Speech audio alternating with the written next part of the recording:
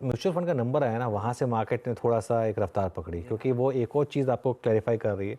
एक तो सुबह हमने डिस्कस किया था कि 3 और 4 तारीख को जो हुआ था, लेकिन रिटेल की रिकॉर्ड बाइंग कंटिन्यू कर रही है और ये सेंटिमेंट को इस समय बहुत मजबूत बना के रखी हुई है। देखिए, मई में म्यूचुअल फंड में 34,671 करोड़ के इनफ्लो, 45% जंप कंपेयर टू अप्रैल। हाँ, मई में एक बड़ा एनएफओ था वो मैन्युफैक्चरिंग फंड वाला, लेकिन इवन देन वो भी पैसा ही है ना अल्टीमेटली। तो इन्वेस्टमेंट स्टॉक मार्केट में पैसा आया है और देखिए हर छोटी बड़ी डिप में बाइंग आ रही है, तो ये मार्केट के लिए बहुत शानदार तेजी। तगड़ा उछाल देखने को मिला। अनुज, फिर क्लोजिंग के लिहाज से कंसिडरिंग आज सुबह हमने 23,411 तक के लेवल्स छू लिए हैं, अगर कोई तेजी में बैठा है उसे कैरी करनी है तेजी, और जो शाम को फिर वो कैबिनेट का और डिटेल आएगा वो आई एम श्योर वो पॉजिटिव ही होगा, अब तो मार्केट ऐसे ही देखना चाहेगा। देखिए आज तक क्या है ना, इसमें प्रॉब्लम यह है कि हर किसी को डे ट्रेडिंग में ही पैसा बनाना है, जबकि पैसा इस मार्केट में बन रहा है बाय एंड होल्ड पे। करेक्ट, ठीक है ना, बाय एंड होल्ड पे पैसा बन रहा है। और अगर आपने हिम्मत करी होती उस दिन जब मार्केट इतना गिरा था और बनाए रखी होती अपनी हिम्मत, तो सबसे ज़्यादा पैसा बना होता। खैर, अब 23,400 23,500 पर रेजिस्टेंस है। अगर आप डे ट्रेडर हैं तो ऑब्वियसली इन लेवल्स पे बाइंग नहीं बनती, फिर आपको वेट करना है। मार्केट ने आज सुबह एक अच्छी डिप दी आपको, और हमेशा अप ट्रेंडिंग मार्केट में यही होता है, जहाँ डिप खत्म हो वहाँ बाय करें। और ब्यूटीफुल मार्केट का आज का लो देखिए 23,233, एग्जैक्टली वही जोन है जो हमने डिस्कस किया था सुबह कि वो एक एंट्री जोन होगा मार्केट के लिए, अगर आपने पिछली वाली मार्केट मिस करी है तो। अब इसमें तकलीफ क्या है ना, जब वो मार्केट गिरता है तब लोग ले नहीं पाते हैं, लेकिन तरीका वही होता है कि जब मार्केट गिरे और जब वो डिप खत्म हो तभी बाय करें आप, वही एक तरीका होता है। और अब क्या करना है आपको, अब आप स्विंग ट्रेडिंग या पोजिशनल ट्रेडिंग कर रहे हैं तो डे लो 23,233, ये स्टॉप लॉस लगा दीजिए। 23,400 23,500 की तरफ हम बढ़ रहे हैं। एक हो सकता है कि मार्केट में थोड़ी वॉलेटिलिटी आ जाए, वो पोर्टफोलियो को फाइनली आ जाए वो जो डिसीजन है वो। बैंक निफ्टी की जहाँ तक बात है, बैंक निफ्टी में क्या है, आज बैंकेक्स की एक्सपायरी है, कल फिन निफ्टी की है, परसों निफ्टी बैंक की खुद की एक्सपायरी है, ये सब चलता रहेगा। बैंक निफ्टी बहुत कुछ डिपेंडेंट होता है एचडीएफसी बैंक क्या कर रहा है उसके ऊपर। सुबह एचडीएफसी बैंक कोलैप्स किया, फिर लोअर लेवल से वहाँ थोड़ा सपोर्ट मिला, थोड़ी बाइंग आई। अभी भी ये स्टॉक रेड में है, लेकिन निचले लेवल से ठीक ठाक रिकवर हुआ। तो बैंक निफ्टी पे थोड़ा कहना टफ होगा, लेकिन निफ्टी पर तो मेरा व्यू अभी भी इंटैक्ट है। अपना स्टॉप लॉस बढ़ाते रहिए और ट्रेडिंग में बने रहिए, लॉन्ग में बने रहिए। क्लियरली, लेकिन जैसे आप सुबह में भी मेंशन कर रहे थे, अब ये वो मार्केट है जो लॉन्ग टर्म में आपको ज़्यादा पैसा बना कर देगा।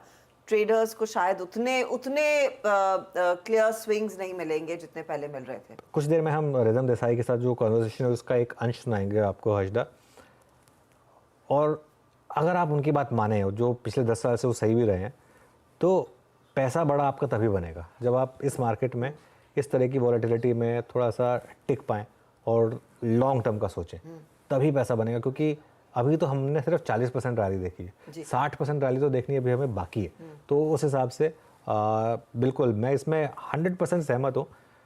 मार्केट में इस मार्केट में डाउनसाइड कितनी, मेरे ख्याल से इस मार्केट में डाउनसाइड मैक्सिमम टू वर्स्ट के सिनेरियो में बहुत कुछ मार्केट के अगेंस्ट जाए तो 21,000 वर्स्ट केस में, जो हमने उस दिन भी देखा था उसके आसपास गए थे, हम 21,200 तक गए थे, 21,200 से नीचे, लेकिन वो वर्स्ट केस सिनेरियो है आपका। लेकिन अगर आप सपोज करिए अपसाइड देख रहे हैं, तो अपसाइड मुझे लग रहा है यहाँ पर 30,000 40,000 50,000 जो भी आपका लॉन्ग टर्म व्यू है उसके हिसाब से आएगी। तो बिल्कुल बड़ा पैसा वेल्थ इन्वेस्टमेंट में बनेगी। ट्रेडिंग आप करना चाहें फिर भी कर सकते हैं, उसके लिए भी हमारी अप्रोच जो है वो रोज लेके आते रहेंगे। ऑफ कोर्स वो लेवल्स बारीक आपको हर रोज हम पेश करते ही हैं। वीरू, गुड आफ्टरनून, बताइए आज नजरें कहाँ पर हैं? इनफैक्ट कई सारे पॉकेट्स हैं जहाँ पर स्ट्रेंथ देखने को मिली है। हाय, बिल्कुल हर्षदा, गुड आफ्टरनून। अनुज, गुड आफ्टरनून। देखिए पॉकेट्स बहुत सारे हैं हर्षदा, लेकिन मैं आपको इस वक्त एक चीज़ दिखाता हूँ। आप देखिए Nifty pharma index 19,802 day high पे एक फ्रेश ब्रेकआउट इंट्राडे बेसिस पे आया था। सुबह का स्विंग हाई अप्रॉक्सीमेटली 1152 का जो उसका था 19,790, उसको इसने बाइसेक्ट किया है। मैं लगभग अगले 10 20 25 मिनटों के लिए थोड़ा सा फोकस कर रहा हूँ फार्मा स्टॉक्स पे। एक बार इस वक्त स्क्रीन पे लेके आइए और प्राइस नोट करके रखिएगा। ज़ायरस आपकी स्क्रीन पे आएगा, लगभग डे हाई की ट्रेजेक्ट्री में आके ट्रेड करता हुआ। शानदार ब्रेकआउट 1082 पे ट्रेड कर रहा है और मोमेंटम अच्छा है इसमें। और एक इस पर नज़र रखिएगा 1081 पे, यहाँ पर भी अगर आप देखें एक्टिविटी पिछले 10-15 मिनटों में काफ़ी बड़ी है। एक ये हो गया। दूसरा रखिएगा आप जरा सिंजन को स्क्रीन पर रखिएगा। यहाँ पर भी पिछले 10 मिनटों में काफ़ी स्ट्रॉन्ग ओआई बिल्डअप हुआ है। इनफैक्ट सिंजन ने आज एक बार फिर से अपने इन सिंगल सेशन 200 और 100 को पार किया है। आज का लो एग्जैक्टली 50 और 20 डे एक्सपोनेंशियल मूविंग एवरेज था। ओपन इंटरेस्ट देखिए करीब 5% का बिल्डअप है, स्ट्रॉन्ग बिल्डअप है और करीब 717 की ट्रैजेक्टरी में ट्रेड करता हुआ। ये दो फार्मा स्टॉक में स्क्रीन पर रखना चाहूँगा हर्षदा। और तीसरा स्टॉक जो रखूँगा मैं वो है ABFRL। जरा स्क्रीन पे लेके आइएगा प्लीज़। इसमें भी एक्टिविटी काफ़ी स्ट्रॉन्ग, ऑलमोस्ट डे हाई की ट्रैजेक्टरी में आके ट्रेड करता हुआ और 324.25 मतलब वॉल्यूम्स काफ़ी अच्छे खासे हैं। लेकिन अगर आप इंटरडे से ज़्यादा इसको डेली पे देखें ना, एक बार डेली पे 324.65 पे, मतलब ये ऑलमोस्ट अपना जो नवंबर 2022 की ट्रैजेक्टरी है उसको टच करने की कोशिश करता हुआ। मेरे ख्याल से ये एक बहुत बड़ी सप्लाई ट्रैजेक्टरी है, कुछ टर्बुलेंस आएगी, लेकिन एज ऑफ नाउ 3 स्टॉक जो प्रभावित कर रहे हैं हर्षदा, वो है ABFRL, दूसरा सिंजन और तीसरा है ज़ायडस लाइफ। हर्षदा ये कुछ स्टॉक्स, लेकिन इस बीच मिड कैप इंडेक्स अब 100.2 पर, निफ्टी बैंक भी 250 पॉइंट की तेजी में। आपके लिए कुछ ट्रेंडिंग काउंटर्स भी स्क्रीन पर लेकर आते हैं जहां पर अच्छा खासा मोमेंटम देखने को मिला है, तेजी और दोनों मंदी की तरफ। तो बढ़ने वाले शेयरों में एक चीज़ है, आज सीमेंट कंपनियों का बोलबाला और उसमें दो दिग्गज अल्ट्राटेक, ग्रासिम 3-3.5% के गेंस पर, हीरो मोटोकॉर्प में 3% का इजाफा, पावर ग्रिड में एक बहुत तगड़ा मूव देखने को मिला है लगभग 3% तक का। साथ ही अगर आप गौर करें इंटरग्लोब एविएशन देखिएगा 4.5% भागा है शेयर आज। REC जैसे स्टॉक्स में तेजी, श्री सीमेंट, क्रॉम्पटन, ये कुछ और शेयर है जहां पर खरीदारी की पोजीशंस लोगों ने बनाई हैं।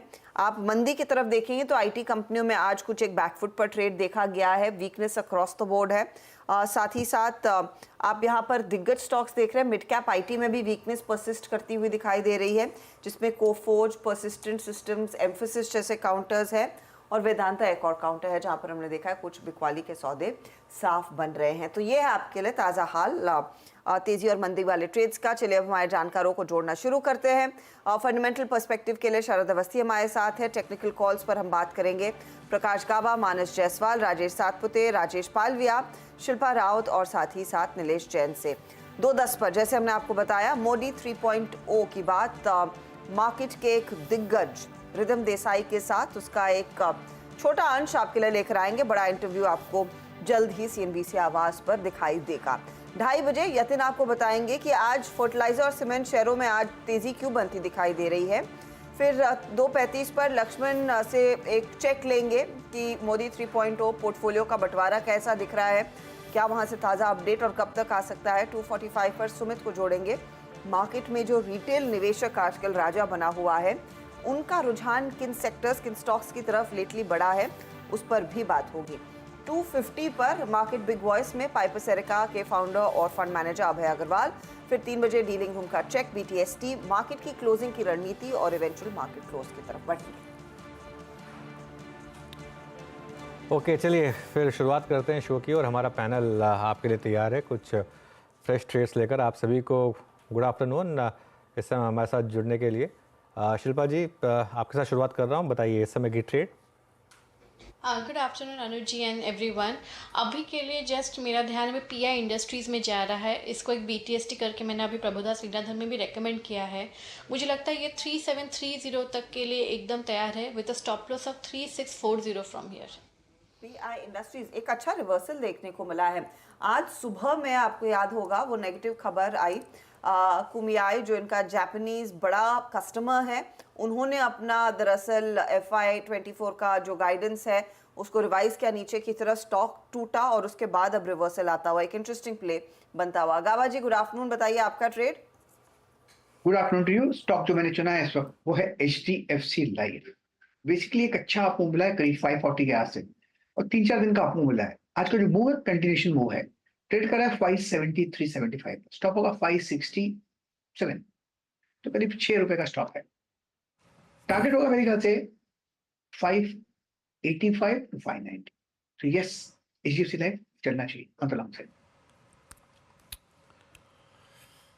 ओके, HDFC लाइफ 573.90 पे डी हाई की ट्रैजेक्टरी पैकेट ट्रेड करता हुआ। और मानस गुड आफ्टरनून, आपका ट्रेड इस वक्त का। देखिए वीरेंद्र जी, मेरा ट्रेड आरती इंडस्ट्रीज है। यहाँ पे खरीदारी करने की राय रहेगी। बेस बन गया है। स्टॉक ने आज अपने 50 डे और 100 डे एवरेज को रिगेन किया, उसके ऊपर निकला। वॉल्यूम्स काफी बेहतर देखने को मिले हैं। तो आई थिंक यहाँ पर आरती इंडस्ट्रीज में करंट लेवल्स पे खरीदारी करनी चाहिए। 649 का स्टॉप लॉस लगाइए। 695 तक के टारगेट पॉसिबल हैं आरती इंडस्ट्रीज में। ये कैश लेवल्स मैंने बताए हैं। ऑप्शन में आप 670 का कॉल ऑप्शन ले सकते हैं। 21 रुपए 50 पैसे के आसपास ट्रेड हो रहा है, वहां पर आप खरीदारी करिए।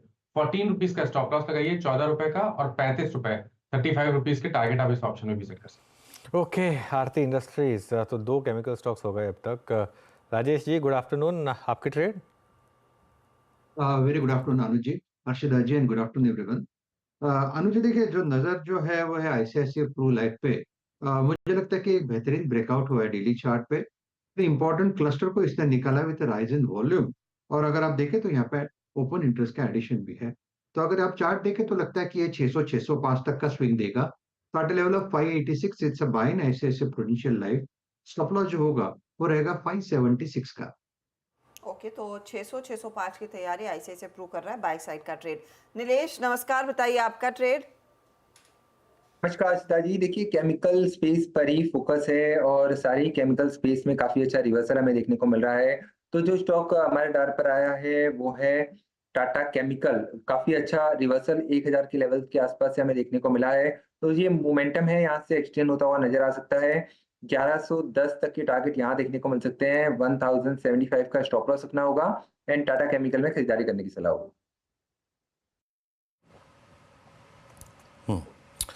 ओके, तो यहाँ पे टेक्निकल्स कॉल सारी की सारी पूरी हो गई। पीआई इंडस्ट्रीज, एचडीएफसी लाइफ, आरती इंडस्ट्रीज, टाटा केमिकल और आईसीआईसीआई प्रू अभी तक इस कार्यक्रम में अब तक की कॉल्स में जो इनिशियल ली जाती हैं उसमें जोड़ा गया है। अब एक काम करते हैं, एक फंडामेंटल नज़रिए लेते हैं। हमारे साथ इस वक्त आज फंडामेंटल प्रमुख मौजूद हैं बात करने के लिए, शरद अवस्थी स्मिफ्स के। शरद, गुड आफ्टरनून, कार्यक्रम में स्वागत है। आज थोड़ी सी अगर आप देखें बाजार में डाउट्स या फिर मोमेंटम की कमी इंडिसेस लेवल पे, आई थिंक वो जो मंत्रालयों का आवंटन है उससे पहले बाजार थोड़ा सा आई थिंक उसी इवेंट का इंतजार करता हुआ, लेकिन स्टॉक स्पेसिफिक मूव अच्छे हैं। अभी फार्मा में अच्छे मूव है, केमिकल्स में बहुत स्ट्रांग मूव है। आज आपने क्या थीम पे फोकस किया है शरद जी, और आपका टॉप कॉल क्या है इस वक्त का? जी, मेरे हिसाब से थीम तो वही इसी पे बेट करना चाहिए कि मोस्ट प्रोबेबली गवर्नमेंट अपनी जो एग्जिस्टिंग पॉलिसीज है उसी पे कायम रहेगी। तो इंफ्रास्ट्रक्चर हो गया या आपका टूरिज्म हो गया, स्पिरिचुअल टूरिज्म या टूरिज्म, ये सब सेगमेंट्स पे ही फोकस रहना चाहिए आने वाले समय में भी। तो उससे रिलेटेड स्टॉक्स को फायदा रहना चाहिए, रियल एस्टेट को फायदा रहना चाहिए। तो हमें लगता है डालमिया भारत एक बढ़िया बेट होनी चाहिए, क्योंकि इंफ्रास्ट्रक्चर और रियल एस्टेट के साथ वो डिमांड काफी स्ट्रांग रहनी चाहिए। कंपनी की करंट कैपेसिटी लगभग 40-42 एमटीपी के आसपास है। अगले 5-6 सालों में वो इसको लगभग डबल से ज्यादा करने की बात कर रहे हैं।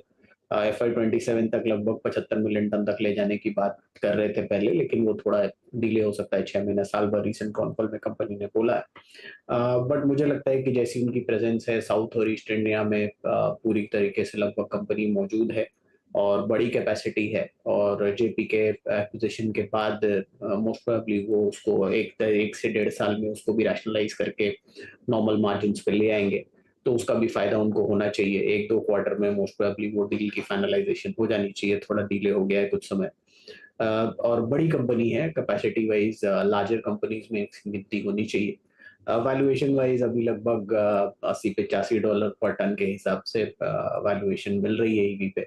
और हमारा ये मानना है कि एटलीस्ट 100 से 120 के आसपास की वैल्यूएशन तो आसानी से मिलनी चाहिए। बड़ी कंपनी से काफी बड़ा डिस्काउंट है, जहां एवरेज में 120 से 150 ईवी पर टन के हिसाब से ज्यादातर कंपनी ट्रेड कर रही है।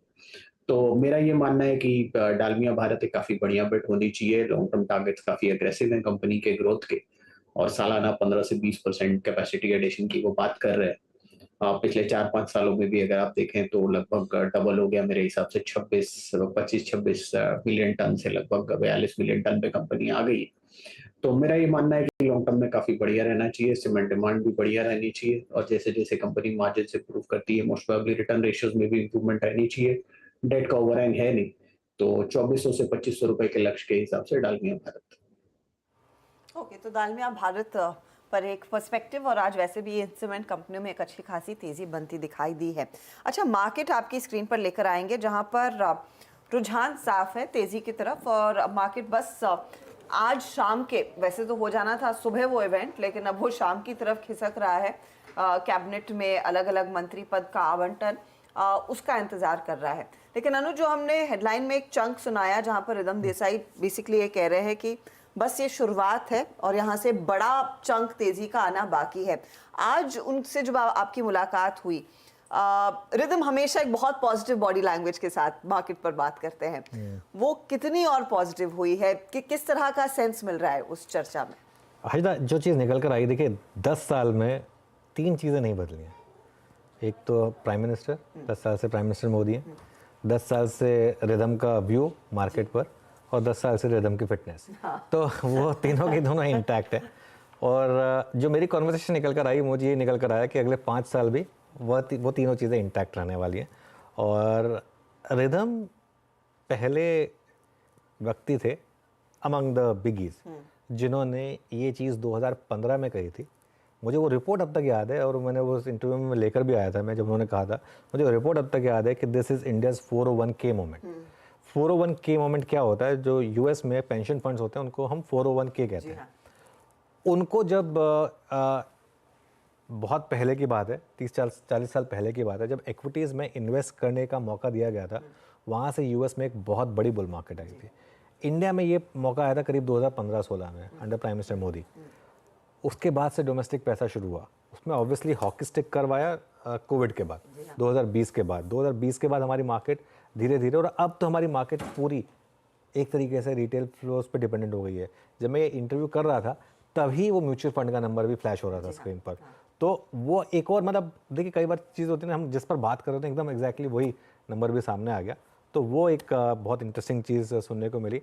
एक काम करते हैं, एक छोटा सा अंश सुनाते हैं आपको, उसके बाद ये पूरा शो आपको आज शाम को, और एक्चुअली कल पूरा दिन आपको शो सुनने को मिलेगा। लेकिन अभी के लिए एक छोटी सी हाईलाइट सुनाते हैं।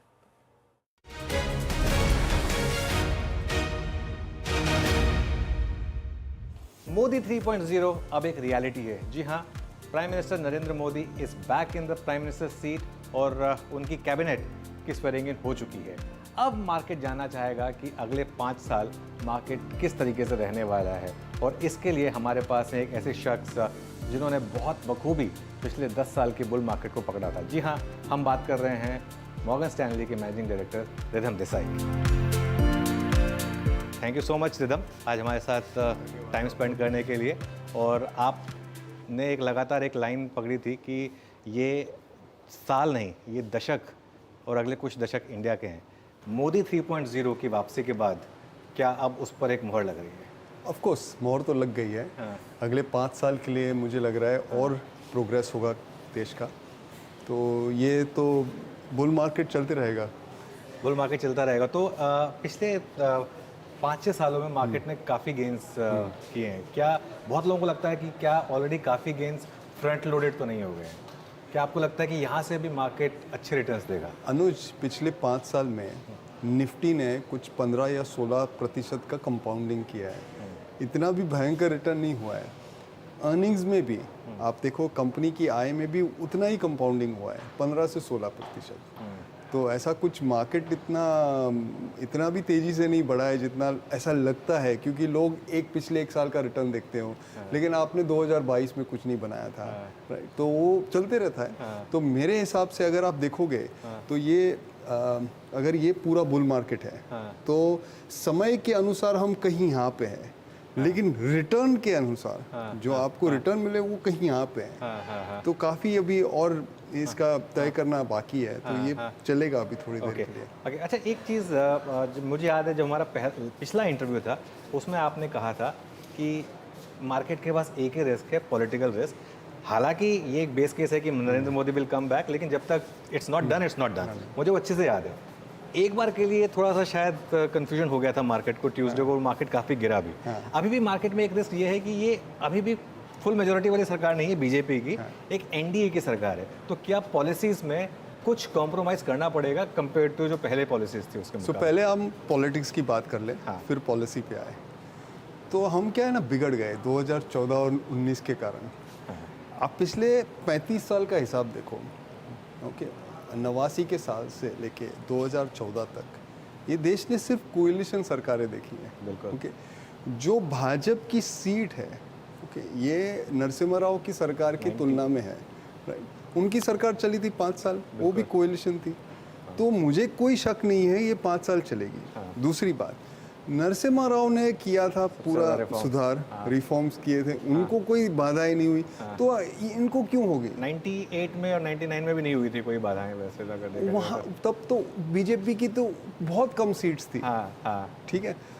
आप 98-99 को छोड़ो, 97 का बजट याद करो, वो जो चिदम्बरम का बजट था, ड्रीम बजट। हाँ, तो इकोनॉमिक रिफॉर्म के लिए, ओके, ये ऐसा ज़रूरी नहीं है कि आपको एकदम एब्सोल्यूट मेजॉरिटी चाहिए। ओके। तो मुझे कोई बाधा नहीं दिख रही है। एक पहली बात मेरे कहने की है, मैं पॉलिटिकल एक्सपर्ट नहीं हूँ, लेकिन ये सरकार 5 साल चलेगी। ओके। दूसरा मेरा ये कहना है कि जो सुधार हो रहा है इकोनॉमी में वो चलते रहेगा और गति यहाँ से बढ़ेगी, घटेगी नहीं। ओके। तो इसमें बाजार को पॉजिटिव सरप्राइज मिलने वाला है। बाजार को पॉजिटिव सरप्राइज मिलने वाला है। एक बहुत इंटरेस्टिंग चीज़ है। तो फिर यहाँ से मैं पढ़ रहा था आपकी रिपोर्ट, वैसे बहुत शानदार रिपोर्ट लिखी है रिदम आपने। आप कह रहे हैं कि इंडिया का जीडीपी 6.8% और सीपीआई 4.5%। ये करीब आपका एक एस्टिमेट है। FY26 के लिए आप ईपीएस शायद कंसेंसस से 5% ज़्यादा लेकर चल रहे हैं। इतने बुलिश क्यों हैं? तो इसमें हमें अभी पॉलिसी का डिस्कशन लाना पड़ेगा। ओके।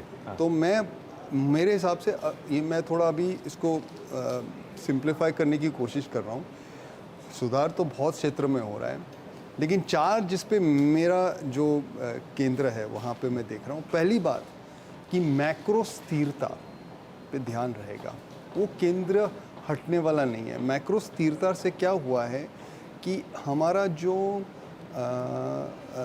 इन्फ्लेशन रेट है, जो महंगाई का दर है, वो नीचे आया है।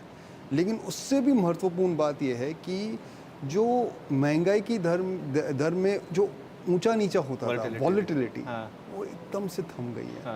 उसके कारण हमारे शेयर बाजार में वॉलेटिलिटी कम हो गई है, हमारे करेंसी बाजार में करेंसी मार्केट तो एकदम वोलेटाइल रह ही नहीं है। बॉन्ड मार्केट में भी अगर आप देखो आज की तारीख में पिछले 12 महीने की निफ्टी की वॉलेटिलिटी यूएस मार्केट से कम है।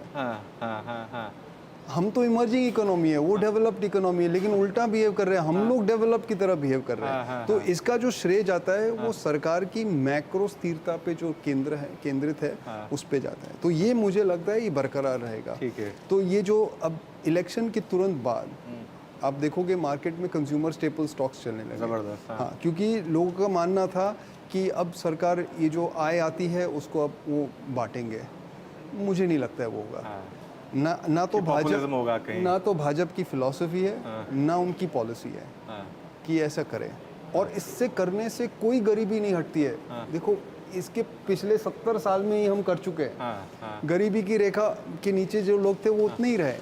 पिछले 10 साल में करीबन 10 से 15% लोग उठे हैं, क्योंकि उनको आपको अपॉर्चुनिटी क्रिएट करनी है।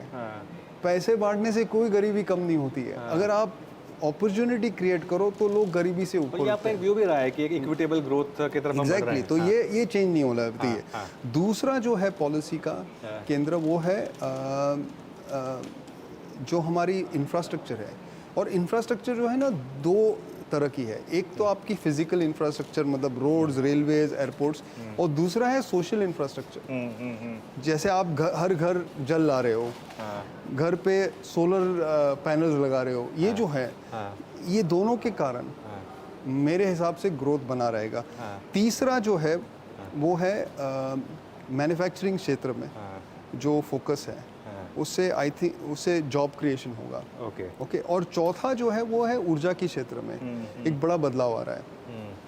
तो ये जो 4 पॉलिसीज है, यहाँ पे मुझे नहीं लग रहा है कोई फेरफार होने वाला है, गति और बढ़ेगी। तो उससे कॉर्पोरेट की आय में, उनके प्रॉफिट्स में काफ़ी पॉजिटिव असर। 5% का डिफरेंशियल बहुत ज़्यादा है वैसे, लेकिन मैं अगर आप बोलो 3 साल का व्यू आप पकड़ो ना, 1 साल का व्यू छोड़ दो, 3 साल का व्यू पकड़ो, तो मेरे जो एस्टिमेट्स है ना वहाँ से भी ऊपर रिस्क है। ओके। अच्छा, इसमें बहुत इंटरेस्टिंग चीज़ है। फिर एक तो पहले बात करते हैं नियर टर्म की। आप सेंसेक्स टारगेट लेके चल रहे हैं इस साल का 82,000, ठीक है, उसके बाद आप कह रहे हैं कि अगले 3 साल में सेंसेक्स का ईपीएस क्या अगर रहेगा 20%, 3 से 5 साल में सेंसेक्स का ईपीएस क्या अगर रहेगा 20%, लेकिन आप सेंसेक्स को क्या कर दे रहे हैं 12 से 15%। मैं तो नॉर्मल बुद्धि से सोचूंगा तो ये कहूँगा कि मार्केट में तो अगर और री रेटिंग हो तो उल्टा हो ज़्यादा होना चाहिए ना, ईपीएस से ग्रोथ से कम क्यों होगा? सो अनुज, इसमें 2-3 चीज़ें हैं। पहली बात तो ये है कि जो अगले साल का जो सेंसेक्स का व्यू है ना, वो पूरे ग्लोबल मार्केट पे भी निर्भर है। अब जैसे कि हमारे जो अमेरिका में स्ट्रेटेजिस्ट बैठे हैं, उनका ये मानना है कि एसपीएक्स ये साल 5400 के आसपास रहेगा, और वहाँ पे तो पहुँच गया है एसपीएक्स। तो अगर एसपीएक्स यहाँ से ऊपर नहीं जा रहा है और वो अगर सही है तो सेंसेक्स को ज़्यादा बढ़ना मुश्किल है। फिर भी मेरे अनुमान से सेंसेक्स और भी बढ़ेगा, मतलब एसपीएक्स को आउट परफॉर्म करेगा। तो ये हुई नज़दीकी हुआ। अब 5 साल का जो व्यू है ना, पहली बात, 2 बात मैं बोलूँगा। एक तो कि बाजार को पता है कि कॉर्पोरेट प्रॉफिट ग्रोथ आ रहा है, ऐसा नहीं है कि बाजार को नहीं पता है, तो थोड़ा सा तो भाव में है। ये कितना भाव में? अगर आप कह रहे हैं कि 15% ही क्या अगर हुआ है तो फिर कितना भाव में है? नहीं, तो जो मेरा अनुमान है, मेरे हिसाब से करीबन 40% भाव में है। 40% भाव ऑफ दी ग्रोथ, जो ग्रोथ आने वाला है उसका 40% भाव में है, 60% आपका अभी भी बाकी है। दूसरी जो एकदम इम्पोर्टेंट महत्व की बात है वो है कि कोई भी शेयर बाजार ऐसे नहीं जाता है, वन लाइन में ऐसे जाएगा, राइट? तो एक समय आएगा जब सेंसेक्स ओवर वैल्यूड हो जाएगा, ओके, वो आपका फिर वो एक पॉइंट होता है, वहाँ से फिर रिटर्न आपके बहुत कम हो जाएंगे, बाजार गिर भी सकता है। तो मैं एक 5 साल का व्यू देख रहा हूँ, लेकिन वो ऐसा नहीं है कि हर एक साल 12-15 बढ़ने वाला है, ये कभी 25-30 भी हो जाएगा। फिर उसके बाद जो जैसे हुआ था बीच में, ये तेजी का बाजार जो 2020 जून से शुरू हुआ है, वो कोई एक स्ट्रेट लाइन में तो नहीं जा रहा है ना, तो वो भी समझने की जरूरत है।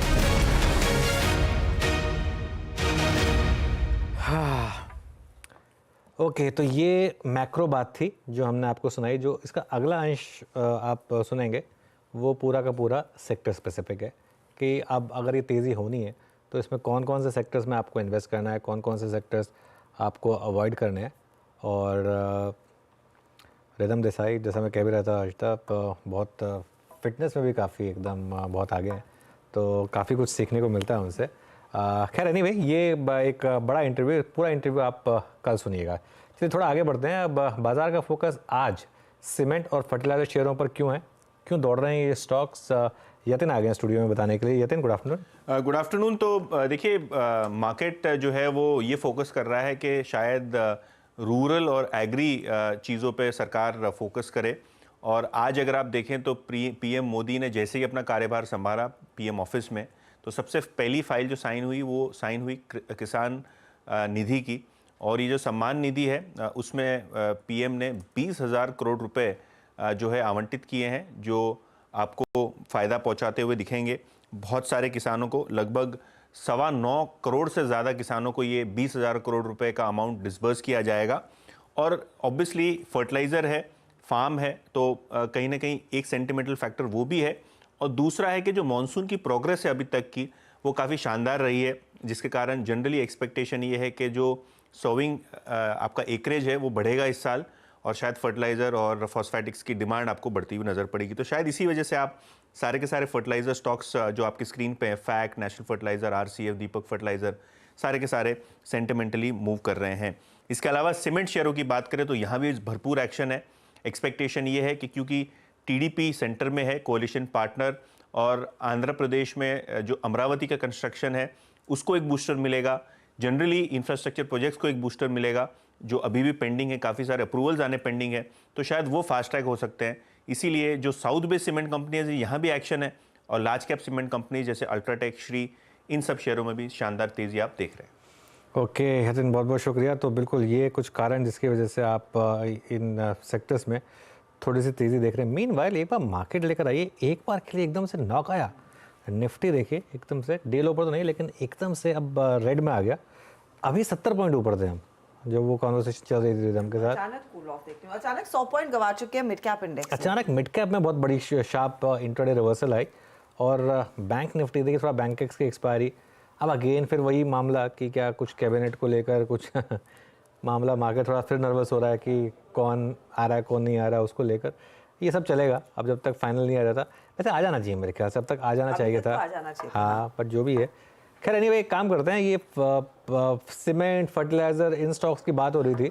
शरद जी, कोई स्टॉक जो आपको पसंद हो सीमेंट या फर्टिलाइजर स्पेस से? तो अभी डालमिया भारत मैंने रिकमेंड ही किया है। मुझे लगता है सीमेंट के अंदर तो वही मेरी टॉप बेट रहेगी। बड़ी कंपनी है। छोटी कंपनीज में अगर आपको देखना हो तो मुझे लगता है जेके लक्ष्मी सीमेंट एक बढ़िया बेट होनी चाहिए, और इसके अलावा मीडियम साइज की कंपनीज में रैमको सीमेंट एक बढ़िया बेट होनी चाहिए। वहाँ वैल्यूएशन कंफर्ट है, प्रोमोटर बैकग्राउंड वगैरह भी स्ट्रॉन्ग है, ऑपरेशनल एफिशिएंसीज वगैरह भी स्ट्रॉन्ग है। तो मुझे लगता है छोटे में जेके लक्ष्मी सीमेंट, मीडियम साइज में रैमको सीमेंट, और बड़ी कंपनीज में डालमिया भारत मेरी टॉप बेट होगी। फर्टिलाइजर मुझे लगता है, हो सकता है कि ये राउंड जो मूवमेंट आया है इसके बाद लगभग फेयर वैल्यूएशन पे आ गया, अनलेस एंड अनटिल किसी स्टॉक में कोई बहुत बड़ा ट्रिगर हो लॉन्ग टर्म में। तो मुझे लगता है दीपक फर्टिलाइजर प्रोबेबली एक स्टोरी हो सकती है जहां यहाँ से आपको डिसेंट अपसाइड एटलीस्ट 150-200 रुपए की मिल सकती है, जैसे जैसे उनका कैपेक्स ऑन स्ट्रीम जाता है। तो दीपक फर्टिलाइजर मेरे हिसाब से फर्टिलाइजर स्पेस में बेस्ट बेट होनी चाहिए। और एक पारादीप फॉस्फेट है, वहाँ मुझे लगता है जैसे जैसे उनके नए प्रोडक्ट्स और गोवा वाले प्लांट की स्टेबलाइजेशन होती है, वहाँ भी आपको काफी बढ़िया री रेटिंग देखने को मिल सकती है। तो पारदीप फॉस्फेट, दीपक फर्टिलाइजर, ये कुछ ट्रेड्स है। मानस, एक स्टॉक फर्टिलाइजर में जो हम पिछले हफ्ते या फिर उससे पहले चर्चा कर रहे थे वो था कॉरमंडल इंटरनेशनल। आज इसका मूव आई एम श्योर आपने नोटिस किया हो। अब कंपनी ने ऑफ कोर्स एक नई फैसिलिटी की बात की है, वो नैनो फर्टिलाइजर वाली, लेकिन 1437 से अब अगले मूव्स किस तरफ आएंगे? क्या यहाँ पर और तेजी की गुंजाइश है, क्योंकि स्टॉक पहले चल चुका है? बिल्कुल, देखिए तेजी की गुंजाइश तो अभी भी है। 1485 1485 तक के स्तर देखने को मिल सकते हैं, लेकिन फ्रेश खरीदारी करना मुश्किल है, क्योंकि आपको स्टॉप लॉस, अगर आप करंट लेवल्स पे खरीदारी करना है तो आपको स्टॉप लॉस 1395 के नीचे ही रखना पड़ेगा। तो रिस्क रिवॉर्ड के फेवर में नहीं है। तो कोई डिप मिले तो ही खरीदारी करनी चाहिए, लेकिन अगर आपके पास लॉन्ग पोजीशन है तो 1394 के स्टॉप लॉस से आप पोजीशन को होल्ड कर सकते हैं। ओके, चलिए, तो यहाँ पे कोरोमंडल पे आपका टेक हो गया है। इस बीच निफ्टी बैंक ऑलमोस्ट गुता लगा के अब करीब करीब 49,870, यानी जो सुबह की मिड हाफ की लोअर ट्रेजेक्ट्री है उसकी तरफ जाता हुआ। खैर, एक ओपिनियन और जोड़ते हैं इस कार्यक्रम में। राजेश पालवी एक्सिस सिक्योरिटी से हमारे साथ जुड़ चुके हैं। Rajesh ji, good afternoon. आपका ट्रेड इस वक्त का? गुड आफ्टरनून विरेज जी, गुड आफ्टरनून एवरीवन। सो जो स्टॉक पसंद आ रहा है वो है ग्रासिम। और ग्रासिम में अगर हम देखें तो एक फॉलिंग ट्रेंड लाइन का ब्रेकआउट यहाँ पे डेली चार्ट पे होते हुए दिखा, और आज के सेशन में देखें तो लॉन्ग बिल्टअप यहाँ पे बनते हुए दिखा है। जिस तरीके की यहाँ पे चार्ट पे स्ट्रेंथ है, हमें लगता है स्टॉक वापस अपनी ऑल टाइम हाई ट्रेजेक्ट्री को रिगेन करता हुआ दिखेगा नियर टर्म में। तो ग्रासिम फ्यूचर पे बाय करने की सलाह है। अपसाइड के टारगेट यहाँ पे 2500 से लेके 2510 की तरफ आते हुए दिख सकते हैं। स्टॉप लॉस जो रखना होगा वो करीब होगा 2430 के आसपास। ओके, बिल्कुल। तो ये इस समय एक ट्रेड आपके लिए ग्रासिम पर। मीनवाइल मिड कैप इंडेक्स लेकर आइए एक बार जरा। जो गोते की बात वीरू कर रहे थे उसमें सबसे ज़्यादा गोता तो खैर मिड कैप ने लगाया है। और देखिए मिड कैप इंडेक्स अब एक्चुअली डे लो पर आ गया है। निफ्टी अभी भी वो मिड डे के सेशन में है कि लो पर है, लेकिन मिड कैप इंडेक्स डे लो पर आया। और एक बार आप जरा एडवांस डिक्लाइन लेकर आइए और देखते हैं वहाँ पर क्या मूव्स आए। ये एक्चुअली बात है सारी, ये मार्केट बीच बीच में पनिश करेगी मोमेंटम चेजर्स को। अगर आप मोमेंटम चेज कर रहे हैं कि मैं आज की आज लेके आज की आज मामला निपटा दूं तो वो मार्केट फिर आपको पनिश करेगी। बैंक निफ्टी देखिए एक बार जरा, रेड में आने की तैयारी हो रही है बैंक निफ्टी पर इस समय। आ गया रेड में, और काफ़ी इंटरेस्टिंग है ये। एकदम से जिस तरीके से मार्केट ने गोता खाया है हर्षदा, इनफैक्ट जो भी फ्यूचर्स में प्रीमियम था वो पूरी तरह से वो इरोड हो गया है। हाँ, तो वो आप कह सकते हैं ना, वो पूरी स्लेट सुबह वाली पूरी तरह से साफ हो गई है। बिल्कुल बिल्कुल।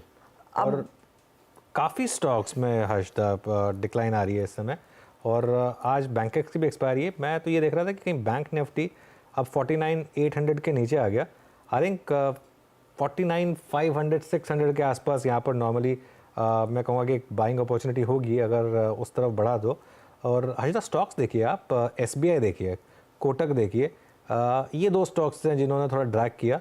उसके अलावा विप्रो, इन्फोसिस, ये भी कुछ और स्टॉक्स हैं जहाँ पर थोड़ी सी गिरावट आई है। तो टेक वैसे भी कमजोर रहा है अनुज सुबह से ही, और वहाँ पर बस वो बिकवाली की पोजीशंस और डीपन हो रही है। मेरी नजरें ना वो टाटा कंज्यूमर पर जा रही थी, क्योंकि वहाँ पर अचानक 1% 1.25% तक का कट देखने को मिला। बस एक केक की तरह स्लाइस हुआ है वो काउंटर, जिस तरह का अब प्रेशर माउंट होता हुआ। ये शिल्पा जी, स्पेशली निफ्टी फ्यूचर्स पर एक बार एक राय दीजिए। ये जो पूरी तरह से मिनटों में प्रीमियम इरोड हुआ है, अब क्या क्या पड़ाव रहेगा? क्योंकि अब हम डे लो से ज़्यादा दूर है नहीं। वो डे लो था आई थिंक 23,228 के आसपास का। जी बिल्कुल हर्षदा जी, ये एक्चुअली 23,400 पे एक रेजिस्टेंस है जहाँ पे हम लोग देख रहे हैं कि आज मतलब वो हाई भी क्रॉस नहीं हुआ। तो यहाँ पे मुझे लग रहा है कि थोड़ा सा दिस जो ट्रेडिंग ब्रांड रहेगा towards on the highest side 23,400, ये थोड़ा भी रेजिस्टेंस की तरह एक्ट करेगा। बट यहाँ पे बहुत ज़्यादा डिक्लाइन भी नहीं है। यहाँ पे जब तक हम लोग 23,000 होल्ड कर रहे हैं ना लॉन्गर टाइम फ्रेम, मुझे लगता है कि हम लोग सेफ हैं टू प्ले दिस रेंज। और एक साइड मूव आपको बहुत ही जल्द दिखेगा। मुझे लगता है ये जो थोड़ा अनसर्टेनिटी है, नर्वसनेस है बिफोर द अनाउंसमेंट, तो जिसकी वजह से थोड़ा प्रॉफिट बुकिंग है, बट देन बहुत ज़्यादा पैनिक नहीं है। ओके चलिए, सिंस आपने बात कर ली, पोर्टफोलियो अपडेट की, एक बार ज़रा लक्ष्मण जी के पास चला जाए और जाना जाए कि क्या हो रहा है वहाँ पर। लक्ष्मण जी, पहले मैं वैसे फार्मर्स पर आने वाला था, लेकिन अब मैं उस पर बाद में आऊँगा। पहले दूसरा सवाल पहले ले रहा हूँ, कब तक वेट करना है हमको? हम सुबह 10 बजे से वेट कर रहे हैं। आपने तो सुबह कहा था कि 9 बजे से कि बस अभी आ जाएगा, अब तो ऑलमोस्ट 2:30 बज गए। बिल्कुल दरअसल सच्चाई तो है कि मैं कल रात से इंतज़ार कर रहा हूँ। रात में कई बार उठ के मैंने अपने जो सोर्स के मैसेजेस होते हैं उसको देखा मैंने। सुबह हुआ कि 7 से 8 के बीच में आएगा, फिर समय टलता गया। और अब एक नई डेडलाइन जो चर्चा में है वो ये है कि जो 5 बजे कैबिनेट की बैठक होगी, उस बैठक में प्रधानमंत्री खुद से ऐलान कर दें, ऐसा भी हो सकता है। कभी ऐसा हुआ नहीं है।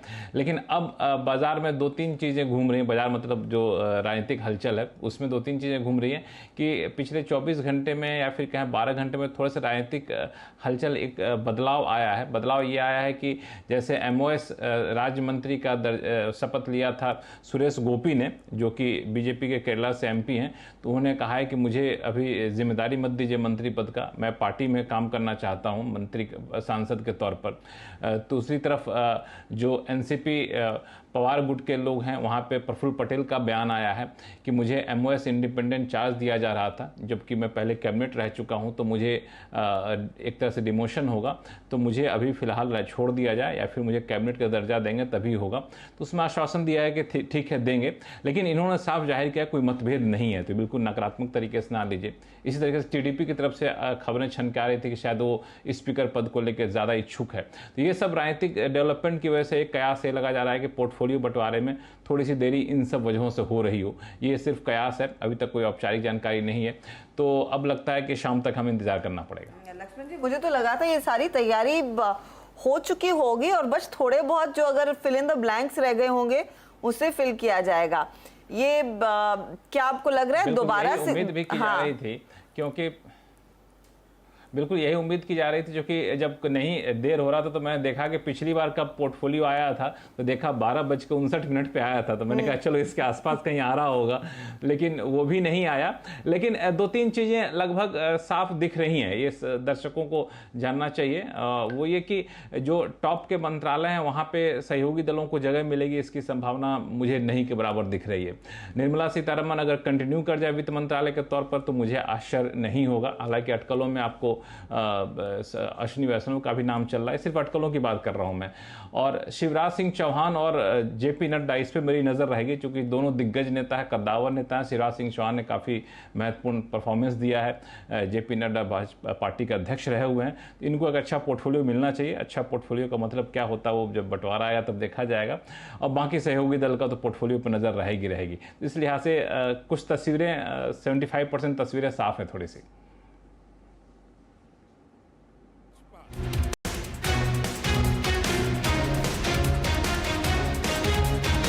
99.9% ये पुख्ता जानकारी है कि 9 तारीख को 7:20 पर मोदी सरकार का शपथ ग्रहण होगा, राष्ट्रपति भवन में होगा और 7:20 कुछ खास मुहूर्त देख करके भी निकाला गया, ऐसा सूत्र बता रहे हैं।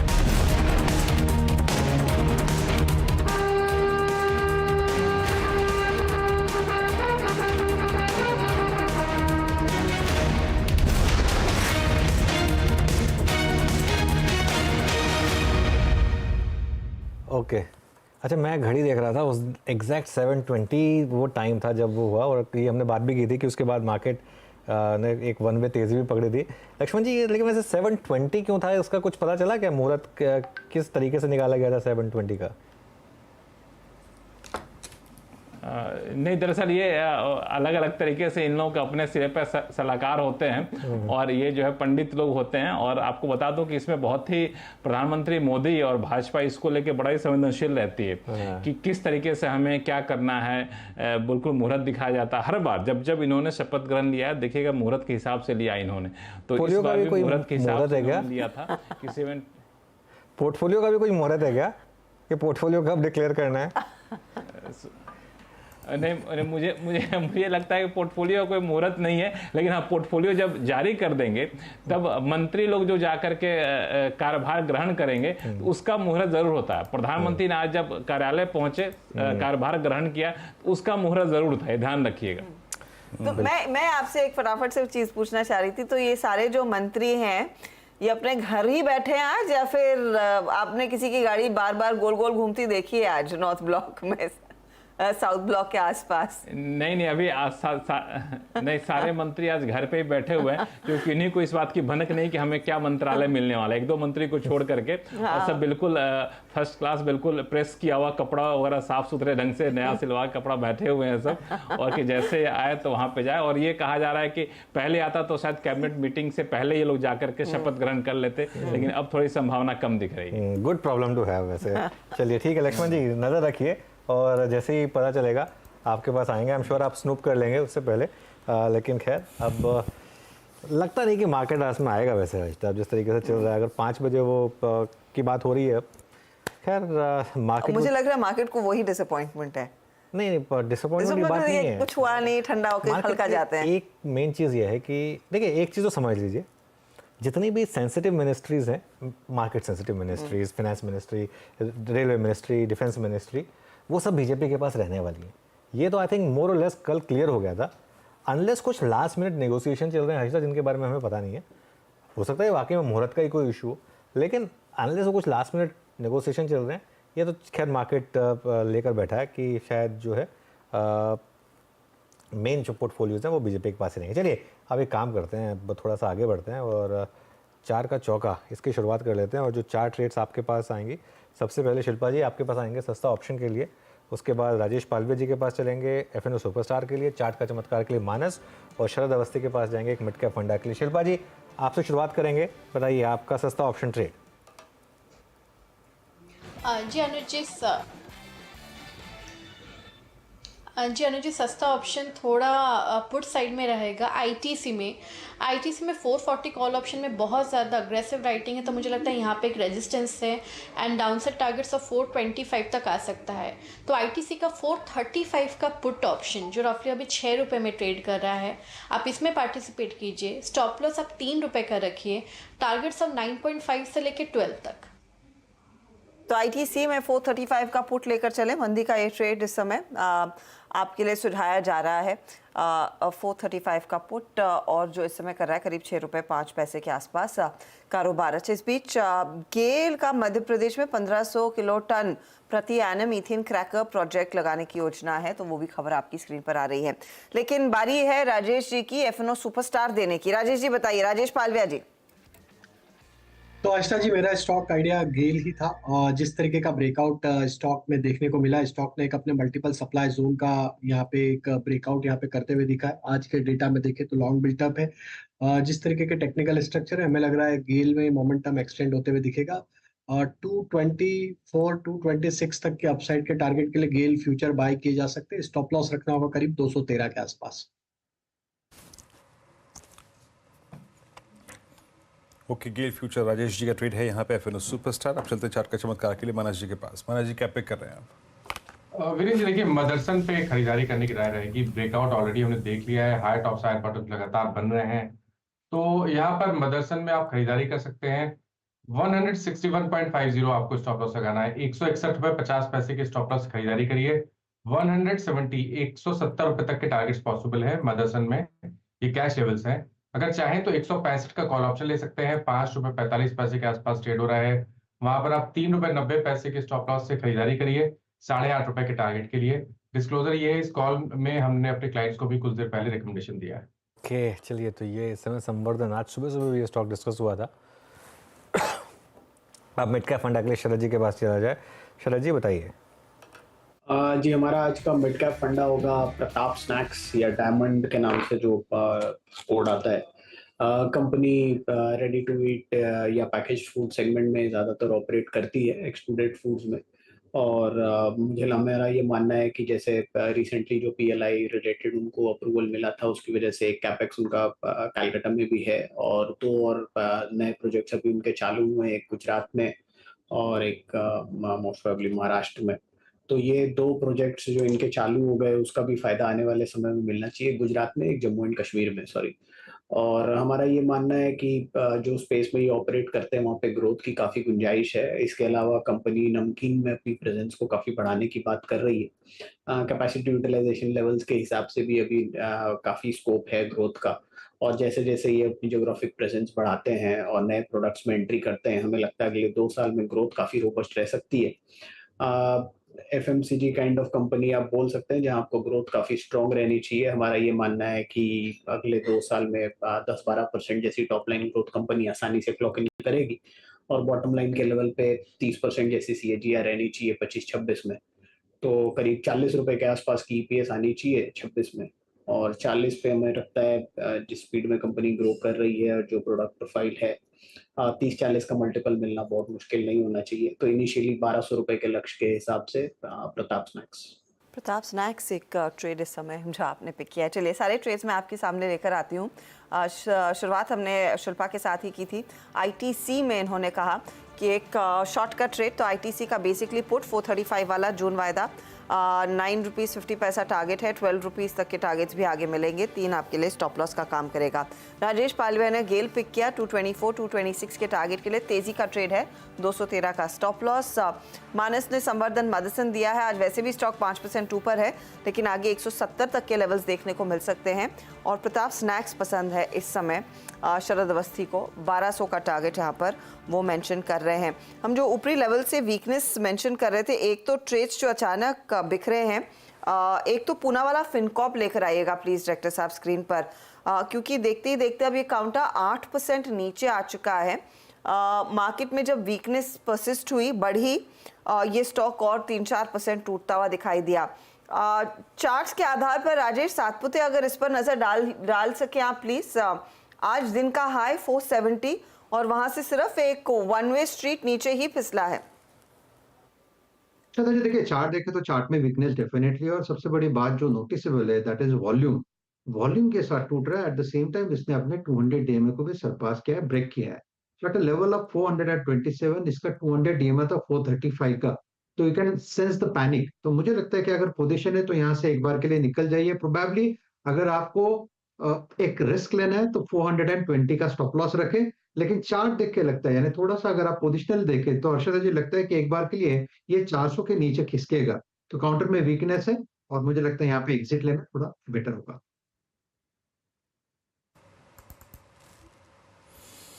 काउंटर में वीकनेस है, इस पर तो खासी वीकनेस है। और अच्छा, एक बार आप लेके आइए आप निफ्टी आईटी। अब निफ्टी आईटी ऑलमोस्ट अपने 100 डे यानी जिस एवरेज को हमने शुक्रवार को रीगेन करके बहुत सब्सटेंशियल गैप के साथ एक क्लोज दिया था, हम उसको ऑलमोस्ट सरेंडर करने की तैयारी करते हुए वो एवरेज प्लेस्ड है करीब 34,421 पे। शिल्पा जी, निफ्टी आईटी में पुल बैक आया लेकिन आज सिंक हो रहा है। अच्छा, अभी आप किसी एग्रेसिव ट्रेड में शॉर्ट का कोई व्यू रखती हैं, मतलब निफ्टी आईटी में, या फिर क्लोजर टू 100 डे में आपको निफ्टी आईटी में रिवर्सल के चांसेस काफ़ी स्ट्रॉन्ग लग रहे हैं? आप ऑन द कॉन्ट्रेरी लॉन्ग के इच्छुक हैं, कोई ट्रेड पिक करेंगे आप लॉन्ग साइड पे? इनफैक्ट वीरेंद्र जी, मैं सेल साइड में ही बात करूंगी। यहाँ पे अगर आपने अग्रेसिव बोला है तो मुझे लगता है विप्रो में अगेन एक स्कोप है जहाँ पे आप थोड़ा डाउनसाइड प्ले ले सकते हैं। For target still 450। यहाँ पे अगर आप देखेंगे तो 480, 85, 500 तक में भी कॉल राइटर्स बहुत अग्रेसिवली पोजीशंस बना रहे हैं, और डाउन साइड में पुट अनवाइंडिंग भी है। तो जहाँ पे मुझे लगता है कि एक वहाँ पे एक अनसर्टनिटी है, और बिलो 470 इसमें और ज़्यादा वीकनेस बढ़ जाएगा, जहाँ पे 450 के लिए आपको एक तुरंत टारगेट्स मिलेंगे। ओके, तो अच्छा, मैं आईटी पे प्रश्न इसलिए पूछ रहा था, इनफैक्ट अनुज से डिस्कशन भी करते हैं। अनुज, मान लीजिए मैं भी ट्रेडर हूँ, या फिर मैं स्विंग ट्रेडर हूँ, या फिर मैं आई थिंक इस मतलब सरकार गठन से लेकर बजट तक की पूरी प्रोसेस की अनसर्टेनिटी को थोड़ा सा अवॉइड करके कुछ सेफ पॉकेट में आ जाता हूँ, जैसे मेटल्स हो गया, चाहे फार्मा हो गया, चाहे आईटी हो गया। आईटी ने 3 दिन में अपने आप को बहुत स्ट्रांगली अगर आप देखें मूव दिया। आज का रिट्रेसमेंट कैसे रीड करना चाहिए एज ऑफ नाउ? आईटी की प्लेसमेंट कैसी लग रही है आपको? वीरू, मैं एक चीज़ कहूँगा, निफ्टी आईटी का 200 डे मूविंग एवरेज है 34,000 पर, ठीक है। उसको उसने क्रॉस किया, उसके बाद एक डिफरेंशियल क्रिएट किया। Purely from a risk reward point of view, अगर आप एक स्विंग ट्रेडर हैं तो मुझे ये लग रहा है कि आज की डिप और अगले अगर और डिप मिलती है आपको तो रिवॉर्ड रिस्क आपका बहुत अच्छा हो जाएगा। कंसिडरिंग कि जो हाईज थे इसके, not even all time high, जो प्रीवियस रिसेंट स्विंग हाई थे वही 38,000 के थे जहाँ से इंडेक्स गिरा था, ठीक है। तो प्लस अभी अगर इसका आप 20 डे मूविंग एवरेज देखेंगे वो काफ़ी टाइम के बाद इंक्लाइनिंग बन गया।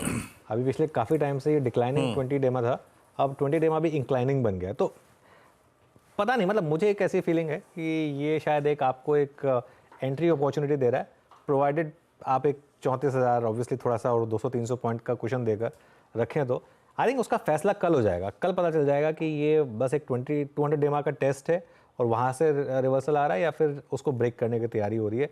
मैं तो ये मानूंगा कि जो चार्ट, मुझे प्योरली चार्ट देखकर मुझे लग रहा है कि ये आज सिर्फ एक एबरेशन है और शायद कल या परसों से वापस वो अपट्रेंड जो था आईटी का रिज्यूम होना शुरू होना चाहिए मेरे ख्याल से, क्योंकि अगर मार्केट ओवरऑल स्ट्रांग है तो आईटी भी चलना चाहिए।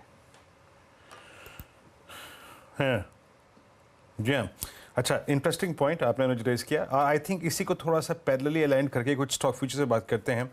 मानस, अभी आपने अनुज को सुना भी कि ये पॉइंट एग्जैक्टली शायद एक लॉन्ग ट्रेड के पर्सपेक्टिव से अच्छा भी हो। मैं कुछ चार्ट्स आपके स्क्रीन पे रखूंगा मानस। लुक एट बिरला सॉफ्ट, ये लास्ट वीक का, इनफैक्ट अगर आप वीकली चार्ट देखें, इसने 20 वीक एक्सपोनेंशियल मूविंग एवरेज पे आके क्लोज दिया। आप लास्ट वीक के वॉल्यूम्स देखिए मानस, ये आई थिंक जैन 2024 के बाद सबसे स्ट्रॉन्गेस्ट वॉल्यूम वीक था। आपको आप बिरला सॉफ्ट को कहाँ पे प्लेस करेंगे? I mean for me at least weekly chart Birla soft का बहुत इंप्रेस करने वाला है। वीकली चार्ट भी अच्छा है और डेली चार्ट पे भी एटलीस्ट स्टॉक ने अपने 100 डे और 50 डे मूविंग एवरेज को ब्रीच कर लिया, उसके ऊपर निकला है। आई थिंक जो करेक्शन था 850 रुपए से वो अब खत्म हो गया है। शायद यहाँ से आपको 750 या 780 रुपए तक के भाव देखने को मिल सकते हैं। और आज भी जब आईटी क्षेत्र में गिरावट है तो यहाँ पर कोई आप प्राइस देखेंगे तो ऑलमोस्ट फ्लैट है, तो यहाँ पर कोई प्रॉफिट बुकिंग नहीं देखने को मिल रही है।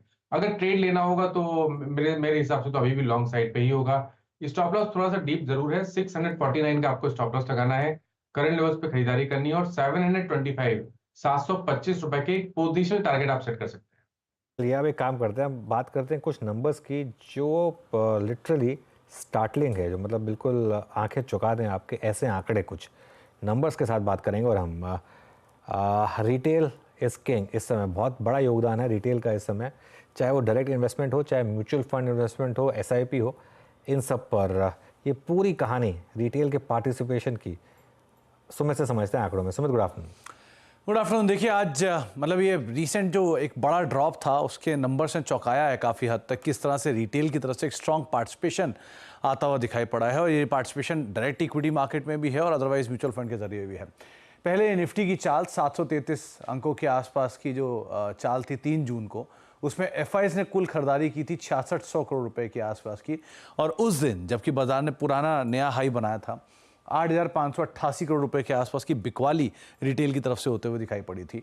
लाइकवाइज जब 14 जून आया, जबकि बाजार में एक बड़ा ड्रॉप था और उस ड्रॉप में करीब 12,000 करोड़ रुपए के आसपास की FIs की बिकवाली थी, उस दिन रिटेल की तरफ से एक मासिव 21,000 करोड़ रुपए के आसपास की खरीदारी होते हुए दिखाई पड़ी है। तो ये साफ दिखाता है कि जब बाजार में जोरदार तेजी थी तब रिटेल ने माल बेचा था, और जब भारी बिकवाली थी, जब आमतौर पर रिटेल पैनिक में आता है, वहां पे खरीदारी होते हुए दिखाई पड़ी। ये रिटेल के कुछ और SIP के नंबर्स जो कि आज आए हैं, 2.5% के आसपास SIP बढ़ी है, 20,900 करोड़ रुपए के आसपास की SIP होते हुए दिखाई पड़ी, जिसमें नेट इक्विटी फ्लो जो है वो करीब 34,000 करोड़ रुपए के आसपास है, जिसमें 83% का एक बड़ा जंप आता हुआ दिखाई पड़ा है। कई सारे स्टॉक्स भी हमने इवैल्यूएट किया। कुछ आंकड़े अगर आपके सामने रखे जाएं तो ऐसा NSE 500 में हुआ है, करीब 87-80 कंपनियां हैं जहां पे रिटेल की हिस्सेदारी लगातार बढ़ते हुए दिखाई पड़ी है। पहला नाम ये है अशोक लेलैंड का, करीब 9.5% जो कि पहले साल के पहले क्वार्टर में हिस्सेदारी थी वो स्लोली एंड स्टेडली बढ़ते बढ़ते 12.5% के आसपास पहुंचते हुए दिखाई पड़ रही है। लगातार क्वार्टर बाय क्वार्टर यहाँ पर रिटेल जो है वो अपनी हिस्सेदारी बढ़ाते हुए दिखाई पड़ रहे हैं। बंधन बैंक ये दूसरा नाम है, 5% के आसपास की हिस्सेदारी थी, अब करीब 11% के आसपास हो चुकी है। एक बड़ी हिस्सेदारी रिटेल यहाँ पर भी लगातार बढ़ा रहा है। इसके अलावा कैंपस ये हाल की ही लिस्टिंग है, करीब 5% के आसपास की इसमें शुरुआती इनकी रिटेल की हिस्सेदारी थी, जब 11.5% के आसपास पहुँचते हुए दिखाई पड़ी है। IT स्पेस में मेजरली रिटेल हिस्सेदारी घटा रहा है, लेकिन कोफोर्ज एक नाम है जहाँ पर रिटेल हिस्सेदारी बढ़ी है, 6.5% के आसपास थी जो घट के 6.25 हुई, फिर वापस 6.5 और अब 7.5% के आसपास की हिस्सेदारी पहुंचते हुए दिखाई पड़ी। इजी ट्रिप सबसे बड़ी हिस्सेदारियों में से एक, करीब 22-23% के आसपास की हिस्सेदारी जो कि 12% से बढ़कर रिटेल यहाँ पहुंचाता हुआ दिखाई पड़ा है। एक मासिव बाइंग PSU बास्केट के अंदर है। EIL 15.5% की रिटेल की हिस्सेदारी थी जो कि करीब 20% के आसपास पहुंचते हुए दिखाई पड़ रही है। IRFC दूसरा रिटेल PSU करीब 1% रिटेल की हिस्सेदारी थी, बढ़ते बढ़ते 9.5% पहुंच गई। इरकॉन 24% के आसपास की हिस्सेदारी अब रिटेल की पहुंच चुकी है जो कि 15% थी। तो लगातार रिटेल PSU बास्केट के अंदर अपनी हिस्सेदारी क्वार्टर बाय क्वार्टर बढ़ाता हुआ दिखाई पड़ रहा है।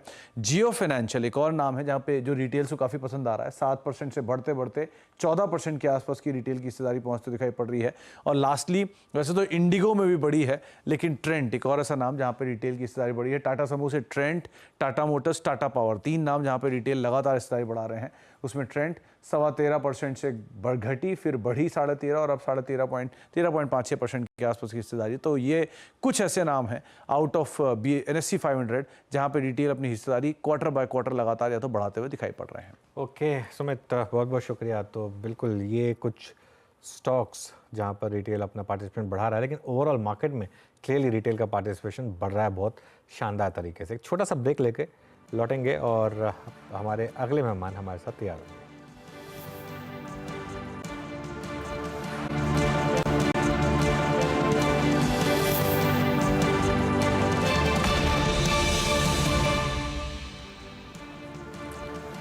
बाजार में फिर से तेज़ी की बरसात शुरू हो गई है और मुंबई में भी कल बहुत तेज़ बरसात हुई, वैसे तो खैर तेज़ बिजली के साथ।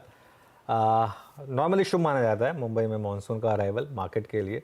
इन सब पर बातचीत करते हैं। हमारे साथ इस समय बिग मार्केट वॉइसेस में पाइपर सरिका के फाउंडर एंड फंड मैनेजर अभय अग्रवाल जुड़ गए हैं। अभय जी के पास इन्वेस्टिंग में करीब 3 दशक का अनुभव है। अभय जी, गुड आफ्टरनून। क्या ये वन वे तेज़ी कंटिन्यू करेगी मार्केट में? ऑब्वियसली बीच में एक ब्रेक लगा, एक स्केयर मिला ट्यूसडे को, लेकिन उसको रिटेल ने हाथों हाथ लिया और बहुत शानदार तेज़ी आई। यहाँ से क्या व्यू बन रहा है? जी good afternoon Anuj. I think जो काफ़ी समय से हम डिस्कस कर रहे हैं अनुज शो पे, डिफरेंट शोज पे, CNBC आवाज़ के, कि ये अभी भी एक बाय ऑन डिप्स मार्केट है। जो फंडामेंटल है मार्केट का वो चेंज नहीं हुआ है। इनफैक्ट इस समय मैं कहूँगा कि जो डोमेस्टिक इन्वेस्टर्स हैं, हमारे रिटेल इन्वेस्टर्स हैं, और आपने खुद हाईलाइट किया है डेटा कई बार कि जो रिटेल इन्वेस्टर्स की बाइंग थी 4 तारीख को काफ़ी सिग्निफिकेंट थी, और वो इसलिए थी कि अब जो रिटेल इन्वेस्टर्स हैं इंडिया के, अब वो वीक हैंड्स नहीं है। एक काफ़ी समय तक उनको वीक हैंड माना जाता था कि ये तो घबरा के बेच के निकल जाएंगे, ट्रेडर्स हैं, शॉर्ट टर्म इन्वेस्टर्स हैं, और इनको ये घबराएंगे और मार्केट का बॉटम बनेगा।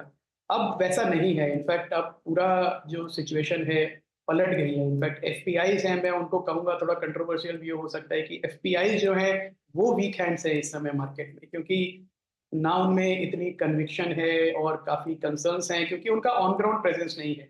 पर जो डोमेस्टिक इन्वेस्टर्स हैं वो अपना अच्छे से रिसर्च कर रहे हैं, म्यूचुअल फंड्स भी हैं, इंस्टीट्यूशनल और रिटेल दोनों की मैं बात करूँगा, और उनमें कॉन्फिडेंस है और कन्विक्शन है कि एक लंबे समय तक के लिए इन्वेस्ट करके हम रह सकते हैं। और ये जो एक सेगमेंट है इसको पूरा क्रेडिट नहीं मिलता है। लोग अभी भी रिटेल इन्वेस्टर को सोचते हैं तो सोचते हैं कि FNO ट्रेडर्स हैं वो होंगे, पर वो नहीं है। मैं और जब मैं नीरज जी के साथ शो किया था 4 तारीख को शाम को, जब थोड़ी मायूसी थी मार्केट में, तब मैंने उन्हें कहा था कि देखिए इस दिन 4 तारीख को हमारे PMS में की हिस्ट्री में डेली इन्फ्लो जो आते हैं हाईएस्ट इन्फ्लो आया, और मैं बहुत पॉजिटिवली सरप्राइज था और बहुत खुश था ये देख के कि इन्वेस्टर मैच्योरिटी काफ़ी अच्छी आ गई है इस समय अनुज। तो ये मुझे लगता है ये सपोर्ट करेगा मार्केट को। और ऑफ कोर्स थोड़ी नर्वसनेस रहेगी, कैबिनेट मिनिस्ट्रीज, इलेक्शन के जो दूसरी कंट्रीज में इलेक्शंस हैं, अर्निंग्स देमसेल्व्स, बजट एक बड़ा इवेंट है, पर मुझे लगता है मार्केट इसको ओवरलुक करके और एक तरफ से चलता जाएगा और इन्वेस्टर्स को अच्छा रिवॉर्ड करेगा जो अपना कॉन्फिडेंस और पेशेंस मेंटेन करेंगे मार्केट। जिस तरह का इन्वेस्टमेंट यहाँ पर रिटेल की तरफ से आया है और जो सुमित भी अभी मेंशन कर रहे थे कि किन स्टॉक्स किन सेक्टर्स में रुझान बढ़ने लगा है, रफली इस समय अगर आप अपने पीएमएस का एक उदाहरण दे सके, ओवरवेट आप किस पॉकेट में हैं पोस्ट इलेक्शन, कहाँ पर आपको लग रहा है कि अब अच्छी खासी तेजी बनती दिखाई देगी? क्योंकि प्री इलेक्शन तो ऑफ कोर्स वो यूजुअल थे, बैंक्स थे और सरकारी कंपनियों में, क्योंकि वहां पर अच्छा पैसा बना। अब इस नए 5 ईयर टर्म के लिए क्या कुछ एसेस किया है आपने पोर्टफोलियो को? जी हर्षदा, गुड आफ्टरनून। इसमें हमारे 3 व्यूज थे इसमें going into elections and before that also, और एक उसमें जो काफी बड़ी थीम जो हम अभी नहीं पिछले मैं कहूँगा 6 महीने से काफी फोकस्ड है, वो है वो सारी कंपनीज जो कि एक फार्मर को और जो एग्रीकल्चर इकोनॉमी को ज़्यादा प्रोडक्टिव होने में हेल्प करती हैं, और उसमें नाम आते हैं crop protection, crop yield improvement, fertiliser companies, mechanisation, financing to farmers.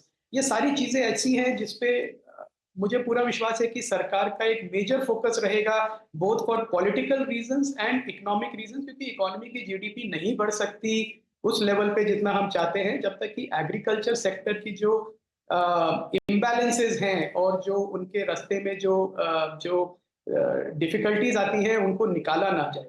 तो उस हिसाब से हमने ओवरवेट किया है अपने पोर्टफोलियो में एग्रोकेमिकल कंपनीज को। सो मेरी बाय रिकमेंडेशंस नहीं है हर्षदा, पर जो हमारे पोर्टफोलियो में हमने ऐड किया पिछले 6 महीने से, धानुका एग्रीटेक, थोड़े दिन पहले यूपीएल भी मैंने बात भी करी थी, हमने ऐड किया पोर्टफोलियो में, और भी एग्रोकेम कंपनीज हैं जिनको हम देख रहे हैं। देन फार्म मैकेनाइजेशन में महिंद्रा जैसी कंपनीज हैं जो कि इम्पोर्टेंट है। तो एक तो ये एग्री इकोनॉमी फोकस जो है वो, दूसरा है एक इंश्योरेंस की तरफ हमारा रुझान काफी बड़ा है हर्षदा, कि ये एक ऐसा स्पेस है जिसमें काफी जीएसटी रिलेटेड इनएफिशिएंसीज हैं, जो मेरा एक्सपेक्टेशन है अब सरकार निकालेगी जीएसटी रैशनलाइजेशन में। जैसे अभी भी आप एक हेल्थ इंश्योरेंस पॉलिसी खरीदते हैं, चाहे 2000 रुपए की हो या 2 लाख रुपए की, आपको 18% का जीएसटी देना पड़ता है, और उसके बाद जब आप हॉस्पिटल का बिल पे करने जाते हैं वो भी 18% जीएसटी चार्ज करते हैं। तो ये बड़ी एनॉमली है। तो जैसे ये निकलेगी तो इंश्योरेंस कंपनीज को काफी फायदा मिलेगा। तो स्टार हेल्थ और आईसीआईसीआई प्रू लाइफ, ये हमने पोर्टफोलियो में ओवरवेट करा है अभी इस समय। लेंडर्स से हम दूर हैं हर्षदा, लेंडर्स को हमने ज्यादा जगह नहीं दी है अभी, क्योंकि मुझे लगता है जो इनकम जो एनआईएम्स थे पीक आउट हो चुके हैं और इस समय से मार्जिन प्रेशर रहेगा इन पे। तो जो मार्केट का थोड़ा चार्म है प्राइवेट सेक्टर बैंक्स की तरफ, वो मुझे लगता है थोड़ा कम होगा अगले साल भर में, जैसे रिटर्न नहीं दिखेगी और दूसरी अपॉर्चुनिटीज लोग ढूंढेंगे। और तीसरा स्पेस नॉन फेरस मेटल है, जो कि प्ले है एक ग्लोबल नॉन फेरस प्राइसिंग की रिकवरी में हर्षदा। तो ये 3 सेक्टर्स हैं जिन पे हमारा फोकस है अभी इस समय। ओके अभय जी, एग्रोकेमिकल्स, इस पे आपकी टिप्पणी आई थिंक, और आपने लास्ट टाइम भी यूपीएल का जिक्र मेरे को किया था, तो आप कन्विक्शन के साथ इस बास्केट में एडिशन करते हुए, अच्छा 1-2 बास्केट का और जिक्र करूंगा मैं यहाँ पर। थोड़ा सा जरा पावर स्टॉक्स को देखिए, मैं आरईसी, पीएफसी, पावर ग्रिड, बहुत अच्छा मूव। हालांकि वो जो ड्यूरिंग इलेक्शन आई थिंक और वोटिंग परसेंटेज, उसके बाद एग्जिट पोल, उसके बाद एक्चुअल के नंबर्स का रिएक्शन, ये टर्बुलेंस तो थी, लेकिन अब प्राइस स्टेबल है स्क्रीन पे एटलीस्ट। पावर में आपने अपने आप को कैसे डिस्ट्रीब्यूट किया है, या फिर अगर 1-2 नाम जोड़े हों अभय जी? वीरेंद्र, पावर से हमने पूरी एक्चुअली मिस कर दी है ये पूरा प्ले, और हमने कुछ भी ऐड नहीं किया है, तो एक मिस है। पर अगेन एक मार्केट आपको ये भी बताता है कि आपको हर चीज में सक्सेसफुल होने की जरूरत नहीं है। अगर आपका पोर्टफोलियो में रिटर्न है वो दूसरे तरीके से भी आ सकता है। तो पावर मैं कहूँगा हमने मिस किया है, इसलिए क्योंकि एक पावर की बहुत लंबी हिस्ट्री थी कोई रिटर्न ना बनाने की कैपेक्स हैवी साइकिल पर।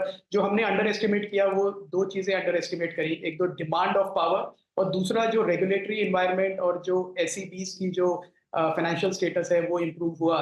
तो ये पॉजिटिव प्लेजेंट सरप्राइज थे। तो आइदर वे हमारे पोर्टफोलियो के लिए पावर स्टॉक्स का अच्छा करना अच्छा ही है, क्योंकि ये कोर एक है जीडीपी ग्रोथ के लिए। आरईसी और पीएफसी की अगर मैं बात करूं तो मैंने देखे हैं इन स्टॉक्स को, इनको आई थिंक इन्वेस्टर एक्सपेक्टेशन बहुत हाई है इस समय, क्योंकि ये रीरेट हुए हैं। आरईसी साल भर पहले 0.7 टाइम के बुक वैल्यू मल्टीपल पे था, अभी 2.5 टाइम पे आ गया है। तो जो उसका रिटर्न बना है वो मल्टीपल एक्सपेंशन से बना है अभी तक। अर्निंग्स अभी भी किक इन होनी बाकी है, पीएफसी भी उसी जोन में है।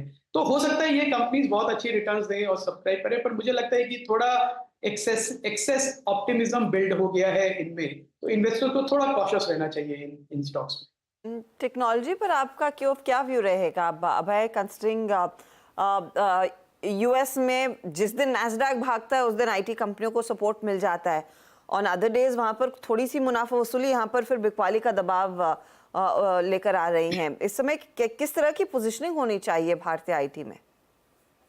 जी अगेन ये हर्षदा, इस स्पेस पे मेरा 1.5 साल से करीब काफी नेगेटिव व्यू रहा है, और वो अभी भी मैं कोशिश भी कर रहा हूँ तो चेंज नहीं हो रहा है, क्योंकि मुझे अभी भी कोई पॉजिटिव ट्रिगर्स नहीं देख रहे हैं। एक डिमांड एनवायरनमेंट वीक है, दूसरी तरफ आपके ऊपर कॉस्ट प्रेशर है। सबसे बड़ी बात है कि ये हमारी जो आईटी कंपनीज है वो अभी भी एक टाइम एंड मटेरियल मॉडल पे चल रही हैं, प्रोजेक्ट बेस पे प्राइसिंग करने में अभी भी कतराते हैं।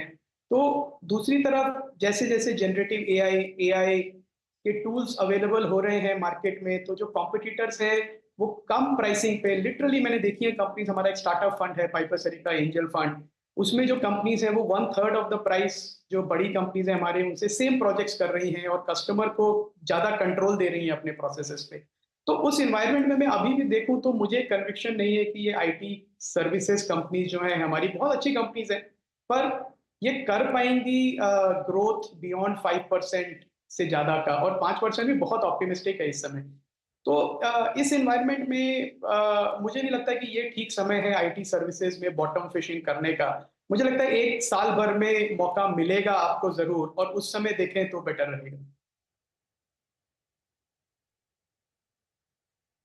अच्छा अभय जी, कोई टू व्हीलर स्टॉक जोड़ा आप लोगों ने, या फिर एक्साइड बहुत बड़ा अगर आप देखें मूवर रहा है बीते 3 महीने का, तो अगर मैं ऑटो में, हालांकि आपने एमएनएम का चुनाव कर रखा है और एमएनएम आपका बहुत स्ट्रॉन्ग मूव देखे गया अभी, स्पेशली टू व्हीलर एंसिलरी या फिर बैटरी स्टॉक्स में कोई चुनाव आपका अभय जी?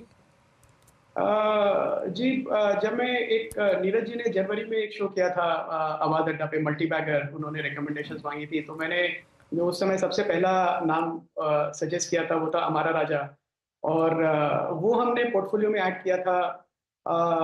आई थिंक वो एक बहुत छोटे समय में डबल से भी ज्यादा हो गया है पोर्टफोलियो में।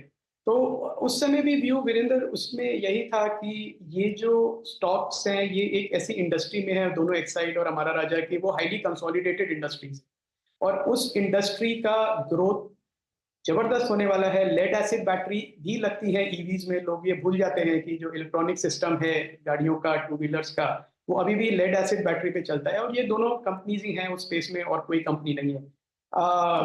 दूसरा एक बैटरी रिसाइकलिंग का बड़ा प्ले है जो अब ये कंपनीज स्टार्ट कर रही हैं कि डिपेंडेंट ना हो बाहर के रिसाइकलिंग मटेरियल से, हम खुद ही रिसाइकलिंग कर लें, और अपॉर्चुनिटी स्पेस बहुत बड़ा है। प्राइसिंग पावर नहीं थी, थोड़ी प्राइसिंग पावर अब आ रही है, तो उस हिसाब से मुझे लगता है ये बैटरी स्पेस में एक बड़ा रिटर्न बनने की गुंजाइश है। आप इग्नोर कर दीजिए अभी जो रिसेंट प्राइसेस बढ़े हैं, उसको भी छोड़ दें, यहाँ से भी लें तो अच्छा 3 से 5 साल के ये स्पेस है। एक्सपोर्ट्स तो इन्होंने अभी तक ध्यान भी नहीं दिया है, तो धीरे धीरे मुझे लगता है कि एक्सपोर्ट्स की तरफ भी ध्यान जाएगा इन बड़े मैन्युफैक्चरर्स का।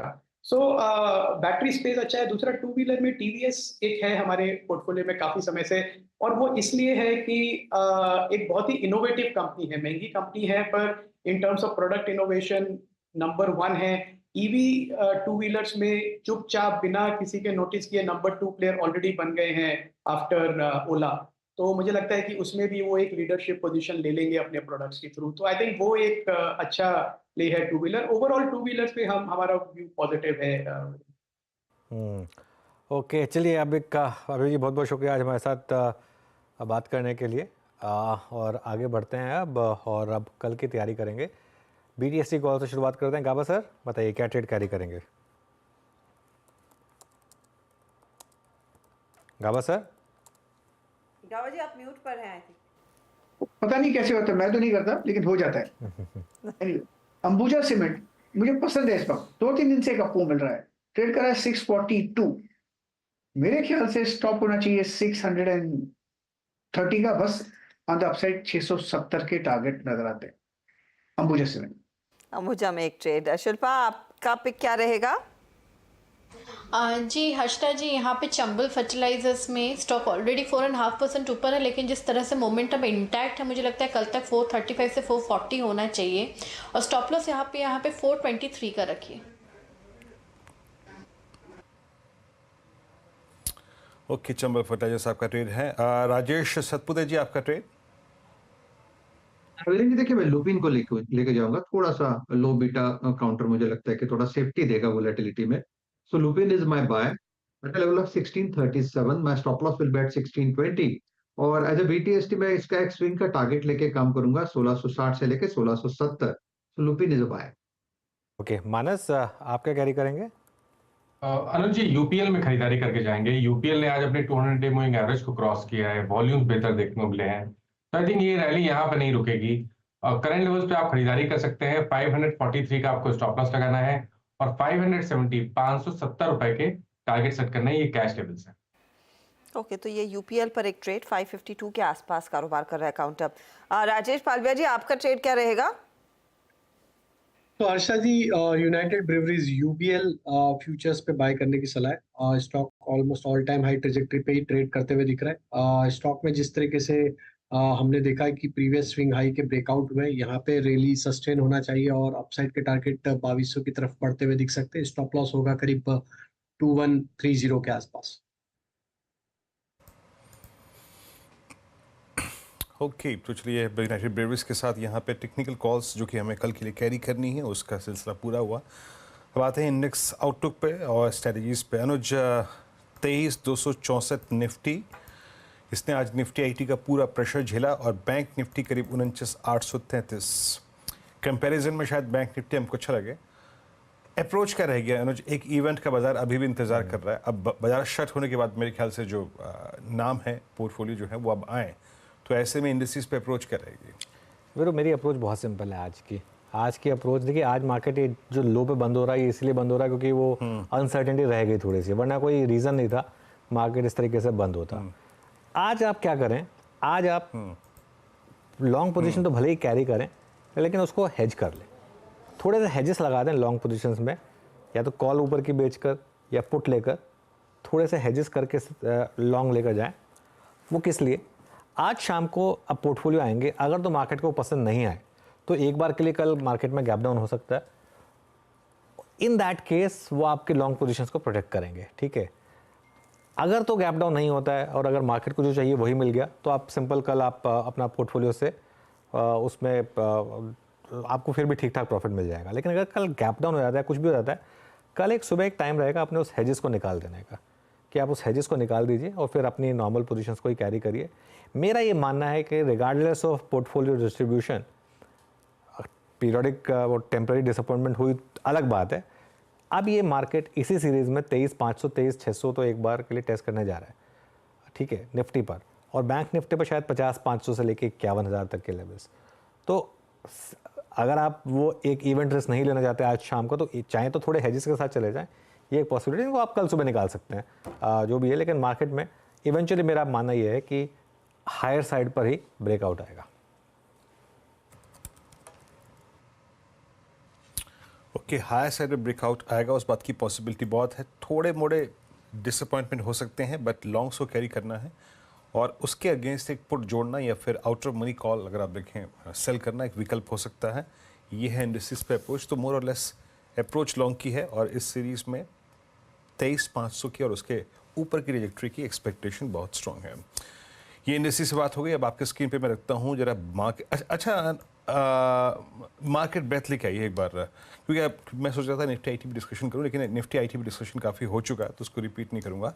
मार्केट ब्रेथ लेके आइए आपकी स्क्रीन पे और ज़रा इसकी ट्रैजेक्टरी को देखते हैं और क्या ब्रेथ है इस वक्त इन डेरिवेटिव्स। 100 लॉन्ग अप्रॉक्सीमेटली और 13 में अगर आप देखें तो यहाँ पे शॉर्ट कवरिंग है। तो शॉर्ट कवरिंग का दायरा आखिरी में आके थोड़ा सा अगर आप देखें कम हो गया, क्योंकि वो थ्रस्ट जनरेट दोबारा नहीं हुआ। आज इंट्राडे में 23,400 पे कॉल इंटरेस्ट है, तो दोबारा हमने स्ट्राइक किया ही नहीं ड्यूरिंग द डे। और 13 में शॉर्ट कवरिंग, और उसके बाद जरा लॉन्ग की स्लाइड्स देखते हैं। रैमको सीमेंट्स, मदरसुमी, मदरसन और आरती इंडस्ट्रीज, चंबल फर्टिलाइजर्स और शीर सीमेंट। सीमेंट स्पेस आज की सबसे स्ट्रॉन्ग थीम थी, और एग्री, ये दो स्पेस काफ़ी स्ट्रॉन्ग थे। इनफैक्ट आज फर्टिलाइजर्स केमिकल्स में बहुत स्ट्रॉन्ग मूव था। शॉर्ट कवरिंग जी में REC, Atul limited, Glenmark, M&M financials में। आज pharma index almost day high की ट्रैजेक्टरी बंद हो रहा है, तो कल सुबह जब बात करेंगे तो फार्मा में भी कुछ स्टॉक्स को पिक करने की कोशिश करेंगे। हम बहुत स्ट्रॉन्ग क्लोजर हैं निफ्टी फार्मा पे। फिर उसके बाद जो स्लाइड आएगी उसमें है आपके लॉन्ग अनवाइंडिंग और शॉर्टिंग के स्टैट्स। आइए शॉर्टिंग किन किन में थे उनको देखते हैं। कोफोर्ज, मिड कैप IT में, देन वेदांता मेटल्स में, एम्फेसिस टेक, महिंद्रा, पर्सिस्टेंट। पूरा का पूरा IT आज थोड़ा कोलैप्स हुआ, पर अपने जो शुक्रवार के यानी फ्राइडे के जो लॉन्ग मतलब जो डे गेन्स थे अप्रॉक्सीमेटली 1100 पॉइंट के, उसमें से ऑलमोस्ट 50-60% रिट्रेस कर दिया, और 11 में लॉन्ग अनवाइंडिंग हुई। चलते हैं यतिन के पास एग्जैक्टली जानने के लिए कि डीलर्स क्या एक्सपेक्ट कर रहे हैं और क्या चीज़ कर रहे हैं। यतिन, डीलर्स क्या चीज़ कर रहे हैं इस वक्त? Good afternoon Veeru. और देखिए, दो स्टॉक जो आज डीलर्स रेकमेंड कर रहे हैं उनमें सबसे पहले है गेल, और ऑफ डेज आया है स्टॉक। ऐसे भी जो PSU की रैली है, डीलर्स को लग रहा है कि कहीं ना कहीं इस हफ्ते एक ब्रीदर लेगी। ये एक स्टॉक है जहाँ STBT की सलाह वो दे रहे हैं, क्योंकि कंपनी ने 60,000 करोड़ रुपए का एक बड़ा प्रोजेक्ट पेट्रोकेमिकल्स का अनाउंस किया है आज मध्य प्रदेश में। ऑब्वियसली ज़मीन का आवंटन और अप्रूवल्स अभी बाकी हैं, लेकिन उनको लगता है कहीं ना कहीं अनरिलेटेड केपेक्स है और बहुत सारे HNIs आज पोजीशन अनवाइंड कर रहे हैं। तो डीलर्स को लगता है ये एक स्टॉक है जो 204-205 तक के लेवल्स लोअर साइड पे दिखा सकते हैं, यानी 2 से 4% की डाउनसाइड डीलर्स को लगती है इस पर्टिकुलर स्टॉक में हो सकता है। इसके अलावा HPCL और आज मॉर्गन स्टैनली की भी एक बड़ी रिपोर्ट आई थी ऑयल मार्केटिंग कंपनीज पे। HPCL की पर्टिकुलरली बात करें तो डीलर्स को लगता है कि लोअर लेवल्स पे इसमें खरीदारी करिए, और उनको लगता है कि 4 से 5% यानी 25 से 30 रुपये का अपटिक यहाँ देखने को मिल सकता है पोजिशनरी। ओके, तो ये फिलहाल वो ट्रेड्स HPCL में कुछ अपटिक की गुंजाइश यतिन मेंशन कर रहे हैं, और साथ ही साथ गेल इस समय 2% नीचे थोड़ा सा कूल ऑफ करता हुआ दिखाई दे रहा है। जब इसकी चर्चा हम कर रहे थे पहले तो तेजी में था। आपने इनफैक्ट ये ट्रेड दिया भी था। पालविया जी, क्या करना है, कैरी करें? क्योंकि जब हमने चर्चा की एक अच्छा स्पाइक आया और उसके बाद मुनाफा वसूली आ गई है। तो देखिए, ट्रेडिंग पॉइंट ऑफ व्यू से तो स्टॉप लॉस उसका ट्रिगर हो गया है, तो आई थिंक एग्जिट करना चाहिए, क्योंकि स्टॉक में न्यूज के बाद अगर हम देखें तो एक सप्लाई बना है, तो यहाँ पे एग्जिट है और ट्रेडिंग पॉइंट ऑफ व्यू से जिन्होंने लॉन्ग लिया। ओके, तो अगर आप ट्रेड के लिहाज से उतरे थे तो वो तो आप एग्जिट कर लीजिए, क्योंकि वहाँ पर क्लियरली स्टॉप लॉस भी ट्रिगर हुआ है। अब ऐसे कई स्टॉक्स है जहाँ पर हमने देखा है last half hour of trade में मुनाफा वसूली अच्छी खासी बढ़ती हुई दिखाई दी। NBFCs एक पूरी बकेट है जहाँ पर वो दबाव बनता दिखाई दिया है, स्पेशली मिड कैप साइड पर। लेकिन अगर आप देखिए बदानी ग्रुप शेयरों में भी एंटरप्राइजेस खास तौर से कुछ बिकवाली के घेरे में आता हुआ फ्लैट है स्टॉक, लेकिन ये ऊपरी लेवल से काफ़ी ज़्यादा कूल ऑफ दिखा चुका है। तो ये अब तक की स्थिति, और IT कंपनियों में कोई रिस्पाइट नहीं है आज बिकवाली के सामने। यहाँ पर लगातार वो दबाव बनता हुआ दिखाई दिया है। In fact 4 wheeler stocks M&M, Maruti जो आउट परफॉर्मर्स थे, आई थिंक पिछले फ्राइडे के सत्र में हम टाटा मोटर्स का भी जिक्र कर रहे थे, यहाँ पर भी अच्छी खासी मुनाफा वसूली आती हुई दिखाई दी है। अब एक रिपोर्ट में पढ़ रही थी कि इन लोगों के पास अच्छी खासी इन्वेंट्री है, तो ये बिक्री के आंकड़े शायद इतने कुछ खास ना हो, लेकिन अगर किसी ने ट्रेड लॉन्ग टर्म पर्सपेक्टिव से लेना है, ये M&M या फिर मारुति किन लेवल्स के आसपास ज़्यादा कंफर्ट देंगे शिल्पा तेजी के लिए?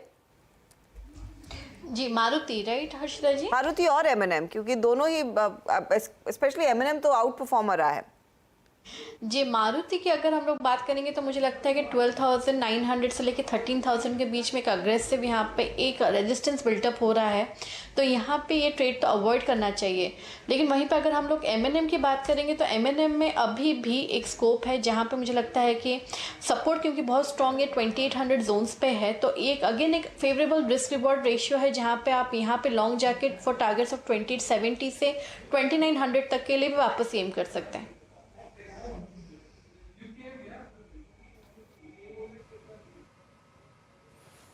ओके, M&M आपके स्क्रीन पे 2805 पे बैकफुट पैकेट ट्रेड करता हुआ, तो वाकई यहाँ पे कूल ऑफ काफ़ी सब्सटेंशियल हुए हैं।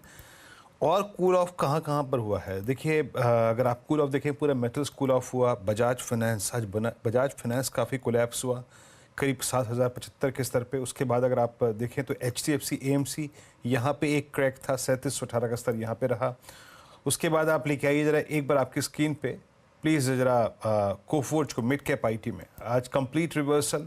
उसके बाद आप गोल्ड फाइनेंस कंपनियों की कैटेगरी में देखिए, मन्नापुरम फाइनेंस ये बैकफुट पे आया, मुथूट फाइनेंस ये बैकफुट पे आया, बट पॉकेट्स बहुत सारी थी आज वीकनेस वाली।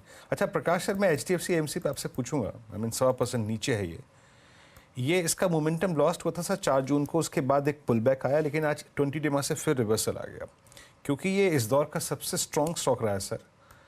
कोई आपको इस पे डाउट है क्या कि ये अपने जो वो स्ट्रेंथ है उसको आगे कंटिन्यू ना कर पाए? अभी तक as of now 100 day screen पे कायम है। आपका व्यू क्या है सर HDFC AMC पर? क्वार्टर से HDFC AMC में एक अपमूव मिला है। अब यहाँ पर करीब 1 महीने से एक साइडवेज जोन पर है, लेकिन बायस अपसाइड है, ट्रेंड स्टिल इंटैक्ट है, कॉम्प्रोमाइज नहीं हुआ।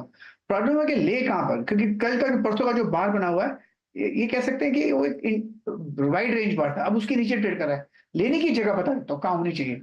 लेने की जगह होगी जब ये पार कर लेगा करीब 3840 स्टॉप, उस समय लगाना चाहिए स्टॉप। 3700 का 40 रुपए का स्टॉप रहेगा, फिर जाके 4100 मिलेगा। लेकिन एक कंफर्मेशन की, एक ट्रिगर की जरूरत है। अगर ट्रिगर मिलता है 3780 के ऊपर, या सॉरी 3900 के ऊपर, तो सही एक मौका मिल जाएगा HDFC AMC में। तो HDFC AMC आपके लिए स्क्रीन पर 1% नीचे, लेकिन वीरू स्थिति तो पूरी पलट गई है। डे लो के आसपास मेरे ख्याल में क्लोज देखने को मिलेगा। हम क्या 23,233 के आसपास लो छू चुके थे पहले, और उसी के आसपास अब वो ट्रेड आ गया है। इनफैक्ट सेंसेक्स देखिए, सेंसेक्स निफ्टी बैंक सभी डे हाई से खासे करेक्ट होते हुए, तो ये मूड बिगाड़ने का काम किसके जिम्मे सौंपा जाए? नहीं देखिए, निफ्टी IT है हर्षदा, बट मैं आपको स्टिल कहूँगा हर्षदा, जिस प्रकार के इवन लाइंड अप थे, जो इवन लाइंड अप था ना, जैसे कि आज किसको क्या पोर्टफोलियो मिलेगा, क्या मंत्रालय मिलेगा। आपने सुबह जब हर्षदा हम साथ में डिस्कशन कर रहे थे, आपने एक बात गौर की होगी, हम जो बात कर रहे थे कि आज इस सेशन के लिए ऑप्शन राइटर्स ने क्लियरली डिफाइन कर रखा था 23,200 और ऊपर 23,500, नीचे 23,200 ऊपर 23,500। बड़े स्ट्रॉन्ग कॉल राइटर्स हैं 23,500 पे, और बड़े स्ट्रॉन्ग पुट राइटर्स हैं 23,200 पे। और इस बात के बावजूद कि निफ्टी IT 650 पॉइंट रिट्रेस हुआ है, ये क्लोज ठीक ठाक है हर्षदा। ये एक विद इन कंट्रोल, अगर आप देखें डिप है। सुबह मेरा एक लेवल था करीब 23,411 का, वही इंट्राडे हाई है। तो आपने कॉल राइटर्स की ट्रेजेक्टरी में जाकर ऑलमोस्ट हिट किया, कोलैप्स हुए, बट टिल द टाइम हम 23,200 के ऊपर हर्षदा, ये कंट्रोल डिप्ट है। And same is the case with Nifty bank Harshada, जो शुक्रवार का एक बहुत स्ट्रॉन्ग क्लोज था, पॉलिसी के बाद, सरकार गठन की खबरों के बाद, आपने ऑलमोस्ट 50,000 की ट्रेजेक्टरी को टच किया। 45,500, 49,500, 6,700 इन 3 ट्रेजेक्टरी से पुट राइटर्स थे। तो मैं यही कहूँगा हर्षदा, टिल द टाइम 23,200 के ऊपर निफ्टी स्पॉट है आपका, और जब तक 49,600 के ऊपर, 49,700 के ऊपर निफ्टी बैंक है, इस डिप को आप एक कंट्रोल डिप मान के चलिएगा। मेरे ख्याल से हर्षदा, ये बाजार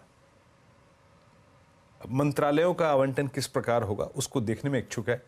अल्टीमेट रिएक्शन ये कल देगा हर्षदा। मेरे को ऐसी कोई खराब क्लोजिंग नहीं लग रही हर्षदा। ये क्लोजिंग खराब नहीं वीरू का मानना है, लेकिन डे लो पर तो आ ही गया। इनफैक्ट 23 to 28 के लेवल्स पर इस समय इंडेक्स ट्रेड करता हुआ।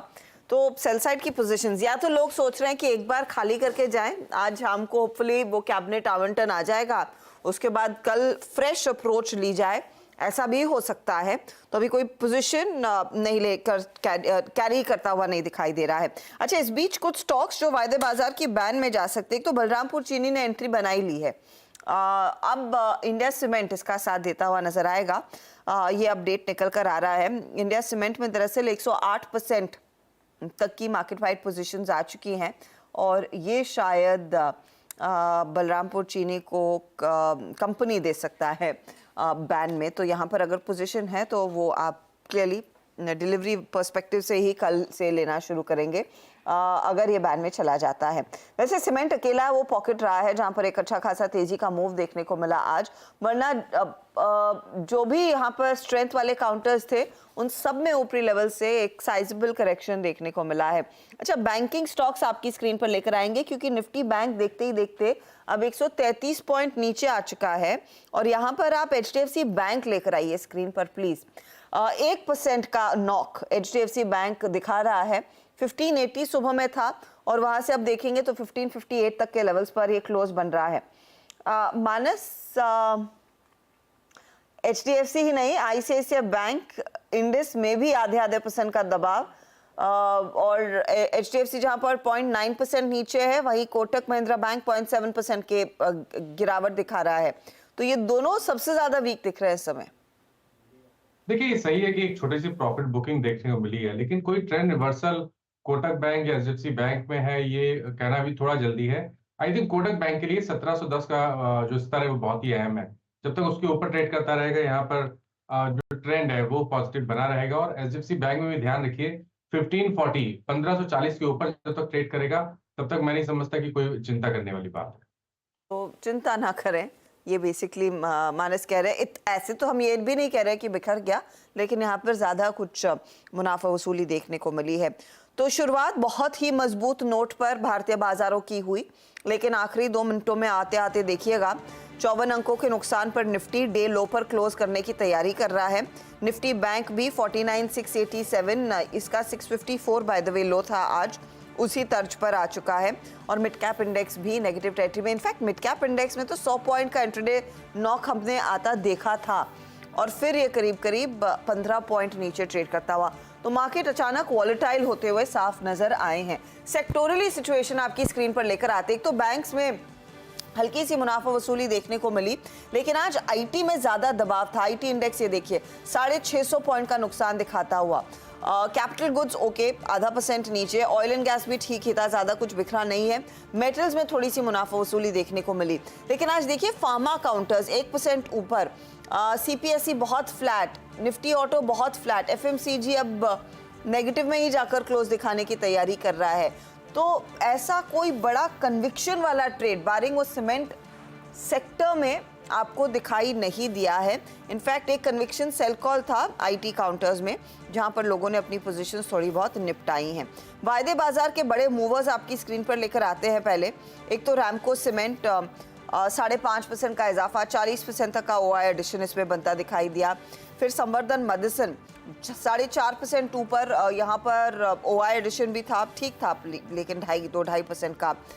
लेकिन रैमको के साथ श्री सीमेंट देखिएगा, दालमिया भारत, अल्ट्राटेक, ग्रासिम जैसे काउंटर्स, इंडिया सीमेंट जैसे काउंटर्स, जहां पर अच्छी खासी तेजी और अच्छा खासा मूव, 4-4.5% तक का इजाफा इन सभी काउंटर्स में आता दिखाई दिया है। आज के दिन टाटा केमिकल्स की वापसी हुई है। आरती इंडस्ट्रीज में एक अच्छा खासा पुल बैक देखने को मिला है। एक बार स्क्रीन पर लेकर आएंगे PI इंडस्ट्रीज। PI के लिए वैसे खबर तो थी नेगेटिव, लेकिन घूम फिर के ये स्टॉक फ्लैट क्लोज दिखा रहा है। तो ये आपके लिए स्थिति हुई कुछ स्पेसिफिक काउंटर्स की। अब आईटी की बात करें तो दिग्गजों में तो वीकनेस रही ही है, लेकिन पहले मिड कैप वाले स्टॉक्स में आपको बता दूं, Coforge, Mphasis, tech Mahindra, Persistent, ये सारे वो वीकर काउंटर्स हैं जहां पर कमजोरी बनती हुई दिखाई दी। ओवरऑल हीट मैप आपकी स्क्रीन पर फटाफट से लेकर आएंगे। गिरने वाले शेयरों की संख्या आज आधी हो चुकी है इस स्क्रीन पर। तेजी में UltraTech, Grasim, Cipla, hero, power grid, Nestle जैसे काउंटर्स थे, लेकिन मंदी में देखिए आईटी कंपनियां, फिर आपके 2 मेजर्स M&M और साथ ही साथ मारुति। आपको टाइटन वीकर हैंड्स में दिखाई दिया, बजाज फाइनेंस वीकर हैंड्स में दिखाई दिया है। आज ऊपरी लेवल से कुछ पोजीशंस कटी हैं। कुल मिलाकर 23,234 पर डे लो के आसपास ही दरअसल आज मार्केट जाकर टिका है। वीरू,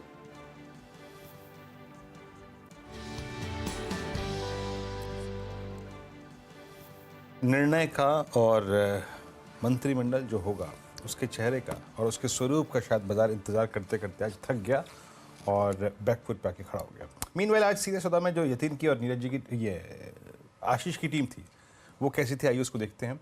आज यतिन की टीम में AHS होटल्स, साथ ही साथ गोदावरी पावर और एस्ट्रॉन इंजीनियरिंग ने आज अच्छा मूव दिया। एम्फेसिस बैकफुट पे था, आज उन्होंने शॉर्ट कॉल ली थी, 3% की शानदार मूव यहाँ पर मिला। तो ये कुछ ट्रेड्स जो यतिन की टीम में अच्छा करके गए। उसके बाद मोतीलाल ओसवाल को पिक किया था आशीष ने लॉन्ग साइड पे, केज इंटरनेशनल रेमेंट और PTC इंडिया शॉर्ट था जिसने अपना बखूबी काम किया।